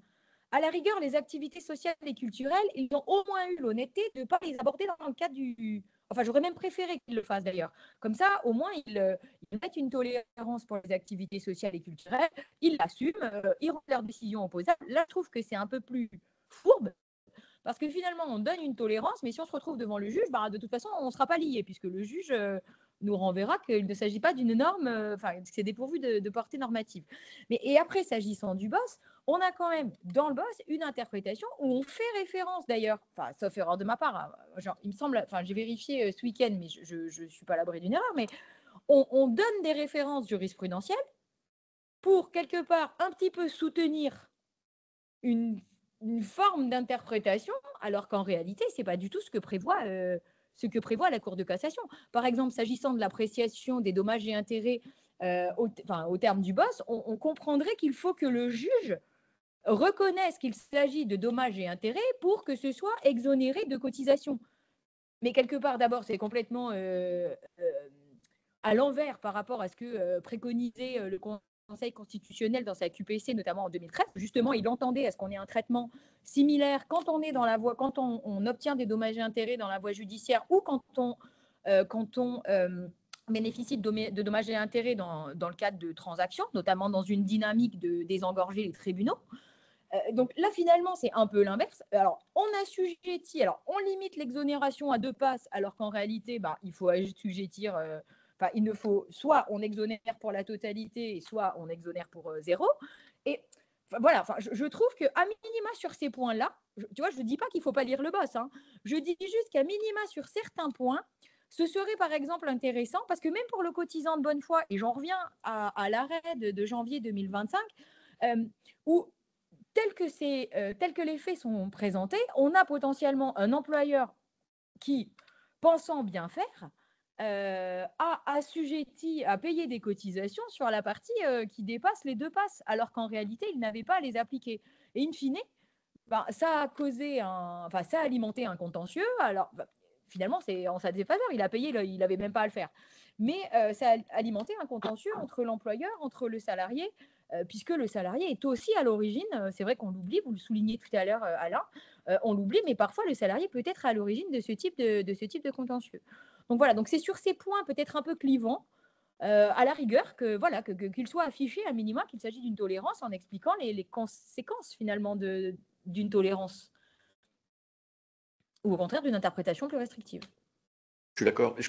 Il me semble que, toujours vu du côté du praticien, il me semble qu'il y a une distinction à faire, je commençais à la faire tout à l'heure d'ailleurs, entre les prises de position administratives au sens très général du terme, notamment le BOSS, qui sont favorables aux cotisants, je me place encore une fois dans la peau du cotisant, entre celles qui sont favorables aux cotisants, donc concrètement qui lui permettent de cotiser moins, ce qui pose un problème, je suis d'accord, entièrement d'accord, par rapport au niveau des prestations, alors que la réglementation, le Code de la sécurité sociale et d'ordre public, notamment pour la raison liée aux prestations services, ça c'est évident que ça pose un problème, et des décisions, des prises de position administratives qui sont défavorables. Donc il y a favorable, défavorable. C'est favorable qu'il n'y a pas de contentieux. Il ne peut pas y en avoir. De contentieux, il n'y en aura jamais. On s'aperçoit qu'il y en a quand même, regarde pour les bons d'achat. Oui, mais à condition que j'applique strictement, parce que ces tolérances sont d'application stricte, à condition que je rentre exactement dans le moule et les conditions prévues par la tolérance en question. Si j'en sors, je ne bénéficie plus, bon, c'est classique, je ne bénéficie plus effectivement de la tolérance. Là, il y a un sujet que tu évoques notamment en lien avec le sort social des indemnités de rupture du contrat de travail, c'est celui des prises de position qui sont défavorables aux cotisants, qui sont dans le BOSS. Oui. Il n'y en a pas tant que ça, hein, je pense, en masse. Non. Je n'ai pas forcément tout étudié, mais je pense qu'il n'y en a pas tant que ça. Il y a un exemple que j'aime bien citer en matière de protection sociale complémentaire. Oui. Alors, c'est un exemple qui est un peu, qui est un peu vieilli, mais il me semble intéressant. Vous savez que les contributions patronales servant au financement de la protection sociale complémentaire bénéficient d'un régime dit de faveur, sous réserve de respecter un certain nombre de conditions. Et parmi ces conditions, existent celles selon lesquelles les garanties doivent présenter un caractère collectif et obligatoire. Jusqu'à un décret de 2012, je ne pense pas me tromper de date,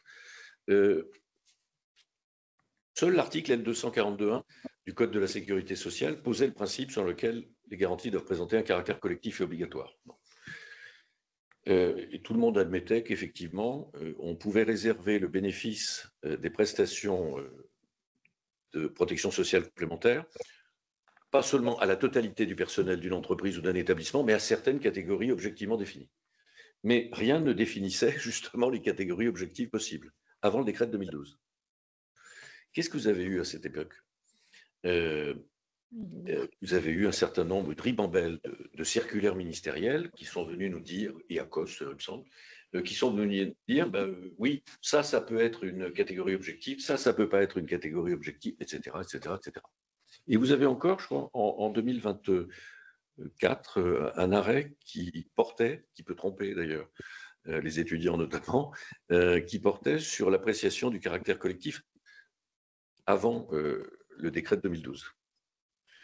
et qui, me semble-t-il, a jugé, je peux peut-être me tromper, qui a jugé, par exemple, que les 4 dirigeants pouvaient constituer une catégorie objective, ce qui aujourd'hui ne serait plus du tout imaginable. Bon.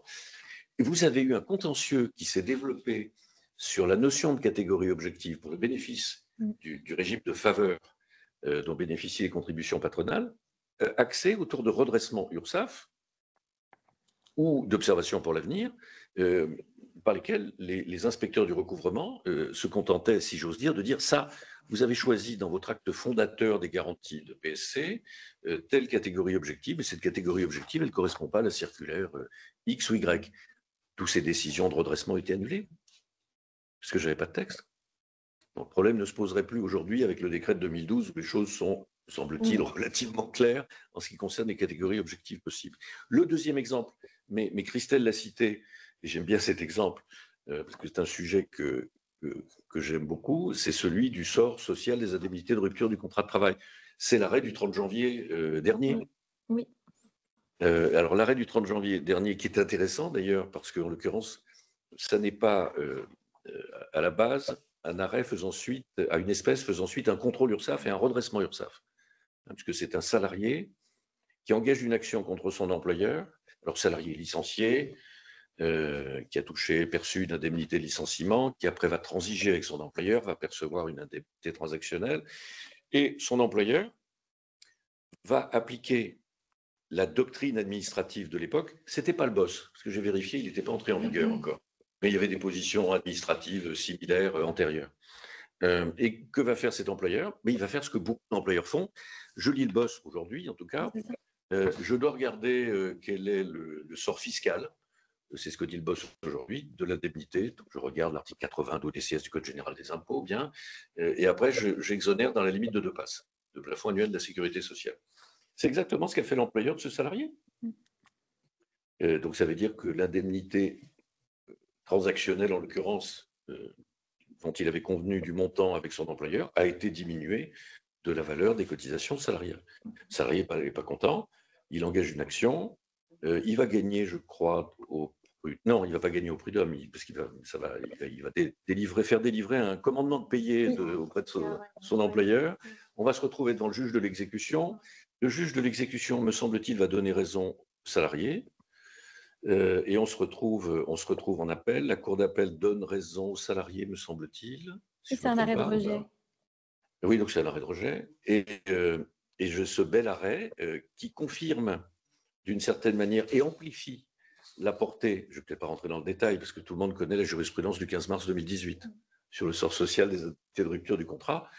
Et la Cour de cassation amplifie, c'est la deuxième chambre civile, hein, sur un dossier travailliste, mais c'est la deuxième chambre civile qui rend l'arrêt, amplifie ou éclaircit, je ne sais pas comment le dire, la jurisprudence du 15 mars 2018, en disant, bah oui, dès lors que l'indemnité transactionnelle avait pour objet de compenser un préjudice, et je rajoute, moi, un préjudice non salarial, elle est exonérée de cotisation. En l'espèce, si on lit l'arrêt d'appel, on se rend compte que le cumul indemnité de licenciement, indemnité transactionnelle était largement supérieur aux 2 passes. Oui. Ce qui veut dire qu'effectivement, là, pour le coup, le boss, la pratique qui a été faite par l'entreprise de la position administrative antérieure au boss, mais confirmée par le boss, est censurée. Donc, et quelle est la sanction dans ce genre de cas, si ça avait été un dossier, et il y en aura, lié à un contrôle URSSAF? La sanction, c'est la nullité du redressement. À minima de ce chef de redressement, oui. De ce chef de redressement, bien sûr. Toute la question étant, parce que ça je le vois aussi assez souvent, si je suis en présence de petites sommes, enfin de petites, tout est relatif, mais de petites sommes, quel est l'intérêt pour le cotisant d'aller devant les tribunaux, le cas échéant, pour gérer un contentieux long? Parce qu'on sait très bien que sur un certain nombre de sujets, les URSSAF, à l'initiative de la COS, vont décider de faire du contentieux pour avoir un jour un bel arrêt de la Cour de cassation, ou au contraire pour décider de ne pas en avoir sur tel autre sujet. Ouais. Bien. Ah ben oui, c'est riche, hein, tout ça. C'est riche. Moi, je me posais la question, mais elle a été abordée par les uns et les autres d'une certaine manière, de l'action par le salarié ou de l'action par le CSE. de l'action en justice, j'entends. Alors, je sais bien que, sauf erreur de ma part, le salarié n'est pas considéré comme un cotisant, ce qui est dommage d'ailleurs, puisqu'il cotise. En tout cas, c'est le droit positif, sauf encore une fois, erreur de ma part. Quant au CSE, je m'interroge parce qu'effectivement, il n'est pas l'employeur, mais il est appelé en garantie si jamais l'employeur doit payer des cotisations au titre des ASC. L'employeur se retourne contre le CSE pour en obtenir compensation, ou alors il y aura une compensation avec la dotation de l'employeur. Je ne sais pas comment les choses se passeront, mais en tout état de cause, le CSE payera d'une manière ou d'une autre. Et donc, je me disais, mais au fond, voilà deux personnes qui ont un intérêt à agir dans un certain nombre de cas, d'ailleurs pour des raisons différentes. J'imagine pas le CSE agir pour payer davantage. Alors après, d'autant que c'est le CSE finalement c'est lui qui gère très souvent les activités sociales. Mais bien sûr, bien sûr. Mais alors l'intérêt qu'il y a quand même, c'est pour sa subvention. Parce que comme elle est calculée sur l'augmentation par rapport à la masse salariale soumise à cotisation, c'est sûr que s'il y a plus dans la masse, dans l'assiette des cotisations, la subvention versée au CSE va augmenter. Mais je n'ai rencontré aucun CSE qui ait jamais délibérément cherché. Parce que je ne crois pas que dans la plupart des CSE, le secrétaire ou le trésorier ait les compétences qui lui permettent d'aller sur ce terrain-là. Il n'y pense pas. Mais justement, moi, il me semble que ce sont des questions qu'on devrait pouvoir poser, savoir est-ce que ces acteurs-là, salariés et CSE, ne seraient pas bien fondés à agir. Sur la question. De Martin, peut-être. Oui, l'auteur est là. L'auteur est là. Je te remercie pour répondre à ta question. Je te prierai de regarder ma thèse dans le chapitre 7. Je pars de cette question-là. C'est pas la petite blague. Je crois qu'effectivement, il y a d'une manière générale, on quitte peut-être la question de du simple terrain de l'opposabilité. On a cette confusion en réalité à la base des qualités de cotisant et de celui qui va être le débiteur de la cotisation sociale. Le débiteur, pour parler comme des civilistes, c'est bien l'employeur ou le travailleur indépendant, mais le salarié qui paye, c'est aussi un cotisant. Simplement, c'est pas lui qui va devoir liquider la créance de cotisation ni régler le paiement. Effectivement, on a une confusion qui me semble problématique de la part de la Cour de cassation dans 2 arrêts. Le dernier, je crois, date de 2021, où en faisant une confusion entre les qualités de cotisant et de redevable, elle va dénier aux salariés la possibilité d'actionner directement l'URSSAF dans une hypothèse de répétition de l'indu. Bon, alors, confusion parce que en fait, ça vient de l'importation justement de ce qu'on appelle les droits des cotisants, qui est en réalité issu des droits des contribuables tels qu'ils avaient été construits dans le Code général des impôts et le livre des procédures fiscales, et qui avait été importé dans le Code de la sécurité sociale suite au rapport Fouquet 1 et Fouquet 2. Sauf que en matière de contribution directe, en matière fiscale, entre le contribuable et le redevable, c'est la même chose. Donc, parler de l'un ou l'autre des qualités, ça revient à la même chose. Ce qui n'est pas le cas, par exemple, en matière de TVA, où on a bien la distinction entre, d'un côté, le contribuable final et le redevable.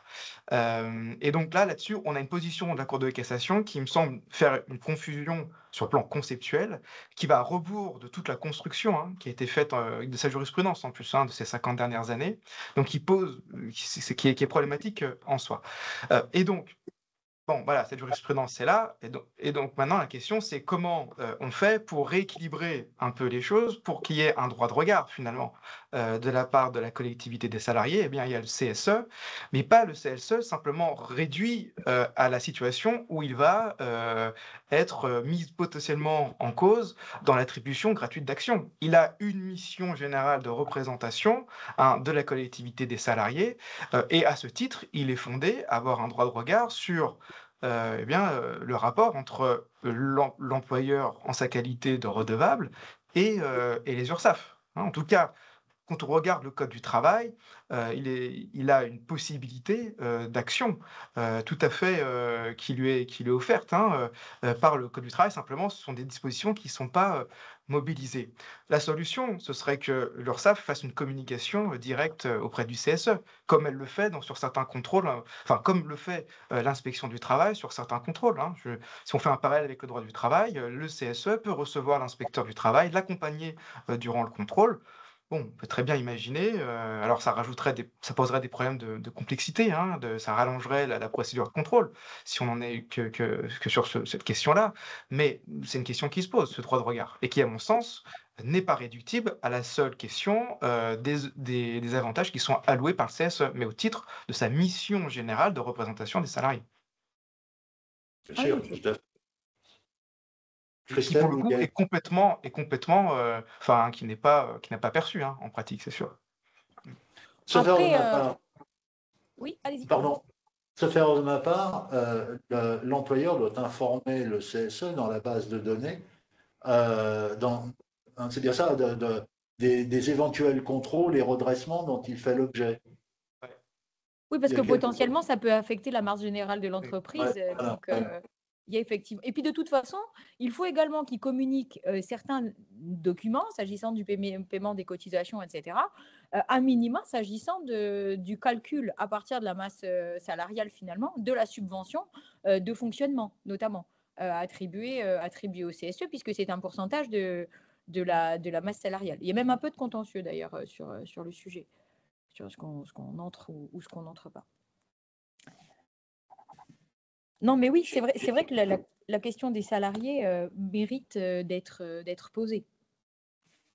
Justement, j'ai un exemple qui est un peu à rebours de ce qui vient d'être dit en ce qui concerne la faculté pour le salarié ou l'ex-salarié d'engager une action pour obtenir le remboursement des cotisations salariales qui auraient été prélevées à tort. Alors, l'exemple est un peu atypique.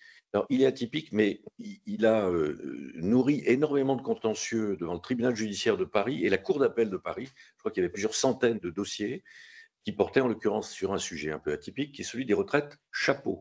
Alors, je ne vais pas entrer dans le détail du mécanisme des retraites chapeau, mais des retraites chapeau avant l'ordonnance de 2019, qui a modifié le dispositif en raison de contraintes de droit européen.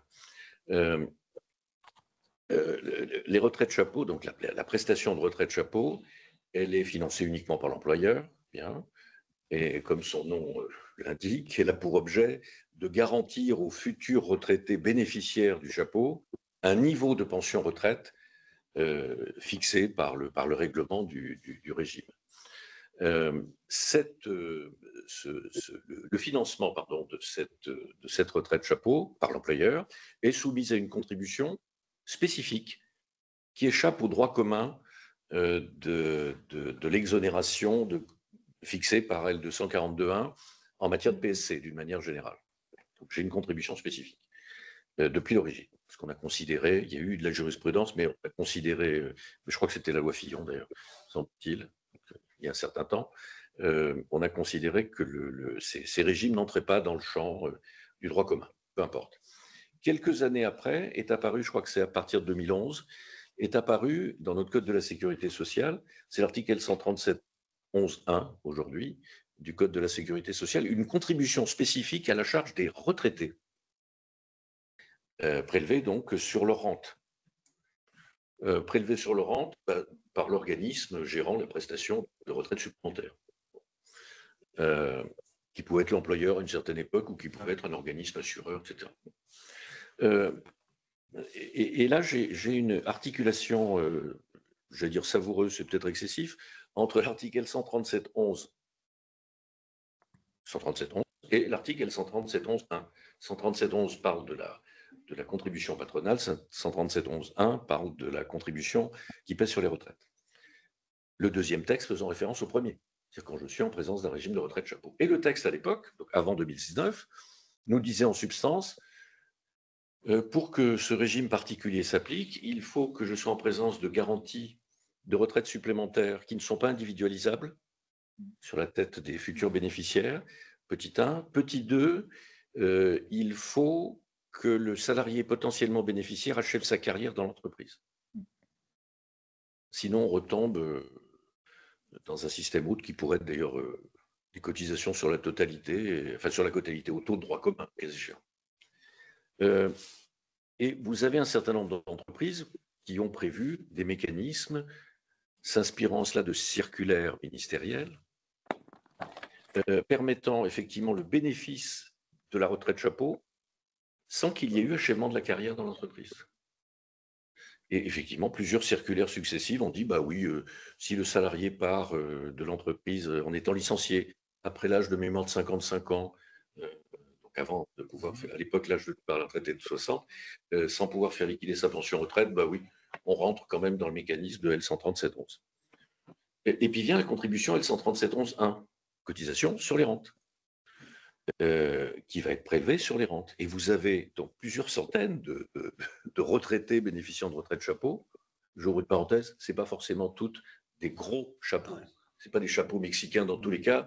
Il y avait des gros chapeaux, puis il y avait des tout petits chapeaux. Voilà. Je ferme la parenthèse parce que parfois on se fait. Ça reste un couvre-chef. Mais ça reste un couvre-chef.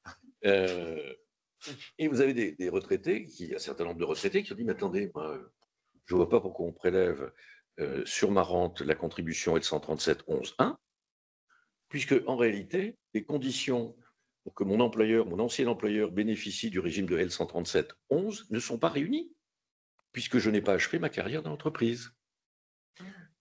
Donc je demande le remboursement de la contribution 137.11.1. Réponse, je suis désolé, moi j'ai appliqué la circulaire machin qui permet ce type de dérogation. Ces salariés-là, je vous ai dit, il y a énormément de contentieux à Paris sur le sujet, ont donc engagé une action devant le tribunal judiciaire, pôle social, pour obtenir le remboursement de la part de l'URSSAF, donc en engageant une action contre l'URSSAF, pour obtenir le remboursement de la contribution L137.11.1.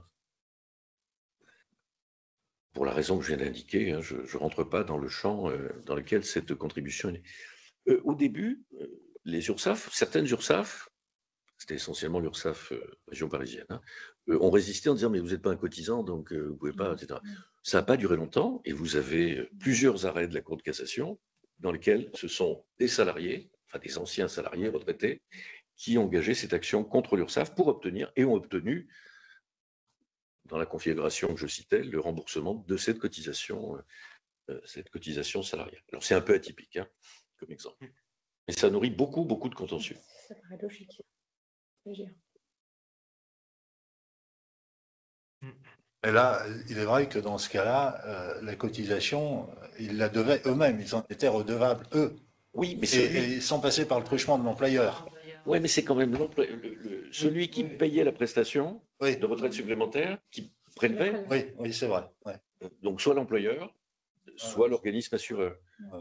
Et donc la réaction de ces salariés, ces anciens salariés, a d'abord été de demander à leur employeur ou à l'organisme assureur de rembourser. Ceux-ci ont dit, je ne peux pas, parce qu'il y a une circulaire, et a priori pour moi c'est conforme à la réglementation, machin, etc. Et c'est dans un second temps qu'ils ont... Alors ils auraient pu engager une action prud'homale. Oui. Absolument. Enfin, une action prud'homale ou une action devant le tribunal judiciaire pour un organisme assureur. Ouais. Pardon. Mais bon, en l'occurrence, ils ont engagé une action contre l'URSSAF. Ok. Bien. Effectivement, voilà, on arrive au bout, je crois, des 2 heures. Hein. Je veille au grain du temps. Alors, merci pour toutes ces contributions. Moi, je me souviens, je vais jouer le vieil étudiant de l'Institut, et tu l'as été aussi, je me tourne donc vers toi. Je me souviens d'un temps très lointain où l'on cherchait désespérément dans le bulletin juridique UCANS auquel nous étions abonnés, la dernière circulaire, sans jamais être sûr d'ailleurs d'avoir la dernière version de la circulaire. Enfin, je me souviens, c'était extrêmement, tu en as peut-être des souvenirs, André, c'était extrêmement fastidieux et on avait énormément de difficultés pour trouver ces sources. Aujourd'hui, c'est tout l'inverse. Et alors, je parle de ce temps lointain parce que c'est un peu une association d'idées en vous écoutant les uns et les autres. Je disais, mais au fond, c'est quoi être juriste aujourd'hui en droit de la sécurité sociale?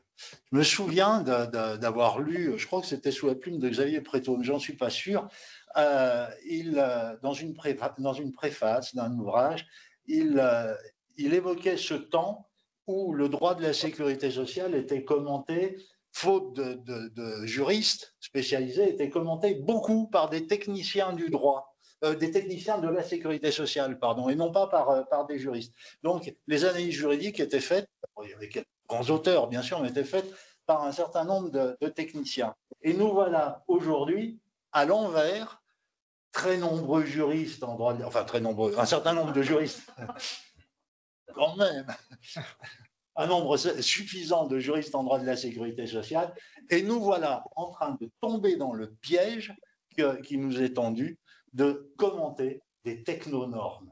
C'est assez incroyable comme retour de situation. Enfin, ceci étant, il n'en demeure pas moins que cet exercice reste extrêmement intéressant, intellectuellement stimulant, mais c'est assez troublant quand même de voir qu'aujourd'hui, on passe autant de temps à commenter des technonormes et à finalement ne plus tellement s'intéresser à la règle de droit, en tout cas à l'éloigner un peu. On participe, nous aussi, en faisant ça, de ce mouvement, me semble-t-il, qui, à mes yeux, est assez grave. C'est-à-dire que d'une certaine manière, c'est la légitimité du droit qui est attaquée. Si on laisse trop d'espace à ces technonormes. Mais enfin, c'est ainsi, je crois. On ne peut pas grand-chose contre ce mouvement. Merci à tous pour vos contributions. Merci à tous ceux qui nous ont suivis, interrogés. Et donc, je vais peut-être vous laisser conclure la conclusion. Peut-être éventuellement, y aurait-il 2-3 minutes des questions parmi celles qui nous suivent. Encore le temps de se lancer. Nicolas. J'avais des questions complètement sujet sur la PSC, donc je laisse ça de côté sur ce fameux arrêt de 2023 qui a été évoqué et sur son application aux situations antérieures au décret, mais je sais que ce n'est pas le thème du jour, donc je les laisse de côté. Mais comme il y avait justement des doutes sur ces questions, si jamais il y a des infos qui m'ont échappé et que je peux récupérer, ce sera avec plaisir, mais je ferme cette parenthèse ici même. De volontaires qui souhaiteraient se lancer parmi nos nombreux étudiants là, qui suivent. De somnoler tranquillement derrière leur écran.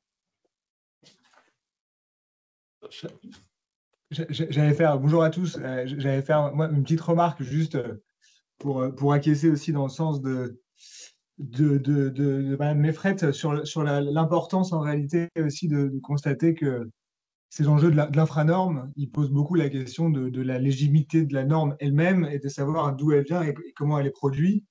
Et effectivement, on voit beaucoup, moins en URSAF, on a beaucoup parlé d'URSAF, mais je sais qu'on a aussi notamment la question, comme vous le relevez, Monsieur Bouilloux, des prestations en tant que telles, des prestations sociales, et dans lesquelles on n'a vraiment aucun acteur qui va chercher à aller contester ces normes-là, parce que c'est effectivement des intérêts diffus, comme vous le releviez, André, et on n'y va pas, donc on ne les conteste pas, ni sur la rectitude du droit, ni sur la norme elle-même. Donc, ça, c'est un point important, c'est que la juridiction, elle peut nous permettre éventuellement d'aller chercher sur ces prestations, sur les prestations sociales en tant que telles, de contrôler la pratique des caisses dans cette manière-là, même quand bien même elle n'aurait pas, que le juge n'aurait pas à considérer que, vous le rappelez, sur le fondement de l'article 12 du Code de procédure civile, qu'effectivement, je n'applique pas la réglementation des caisses, mais pour autant, il peut contrôler la pratique qui en est faite et revenir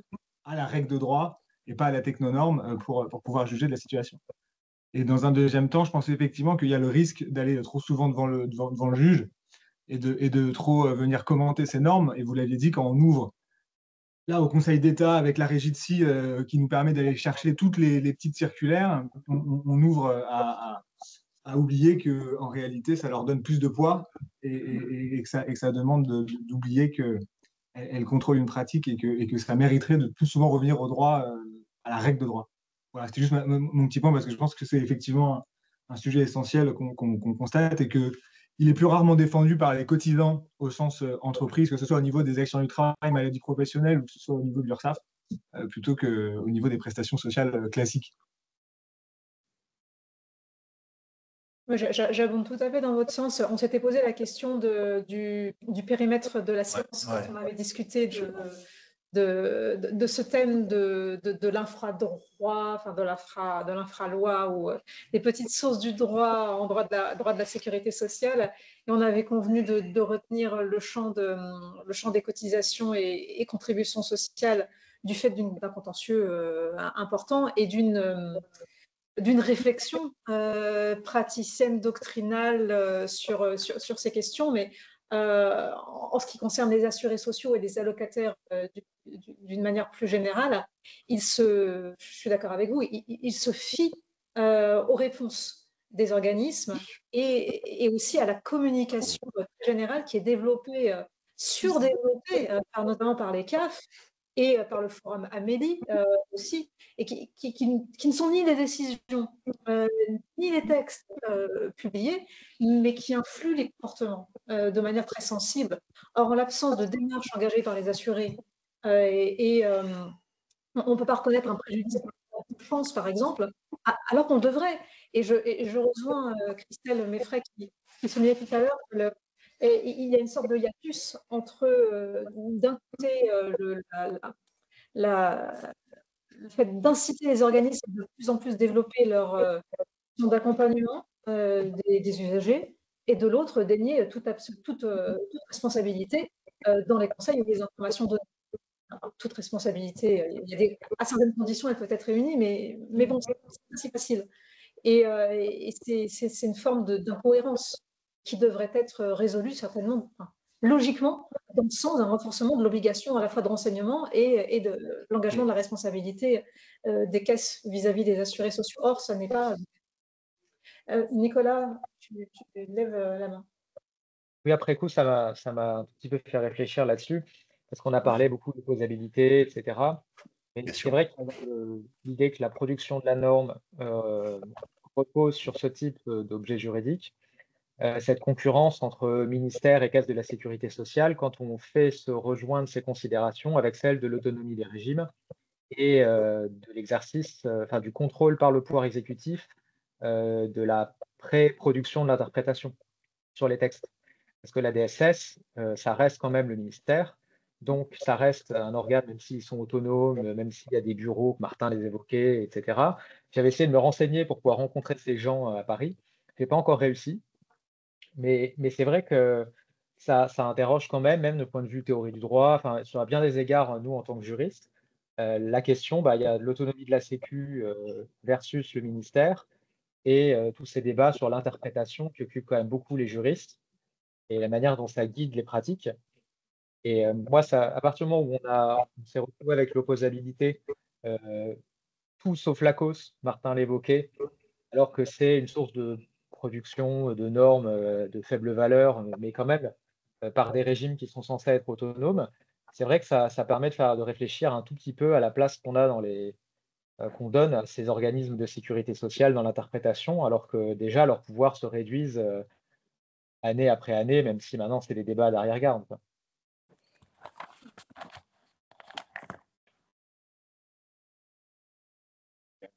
C'est parti. J'ai rien à ajouter. Je crois que, effectivement, Nicolas, tu as apporté la conclusion à cette journée. Je vous remercie tous d'avoir suivi et participé à cette 9e séance de la protection sociale sur le thème circulaire. Il n'y a rien à voir. Circulaire. Circulaire, oui. J'ai expliqué vraiment circulaire, je ne savais plus. En fait, confusion mentale. Circulaire, il n'y a rien à voir. Merci à tous et bonne fin de journée.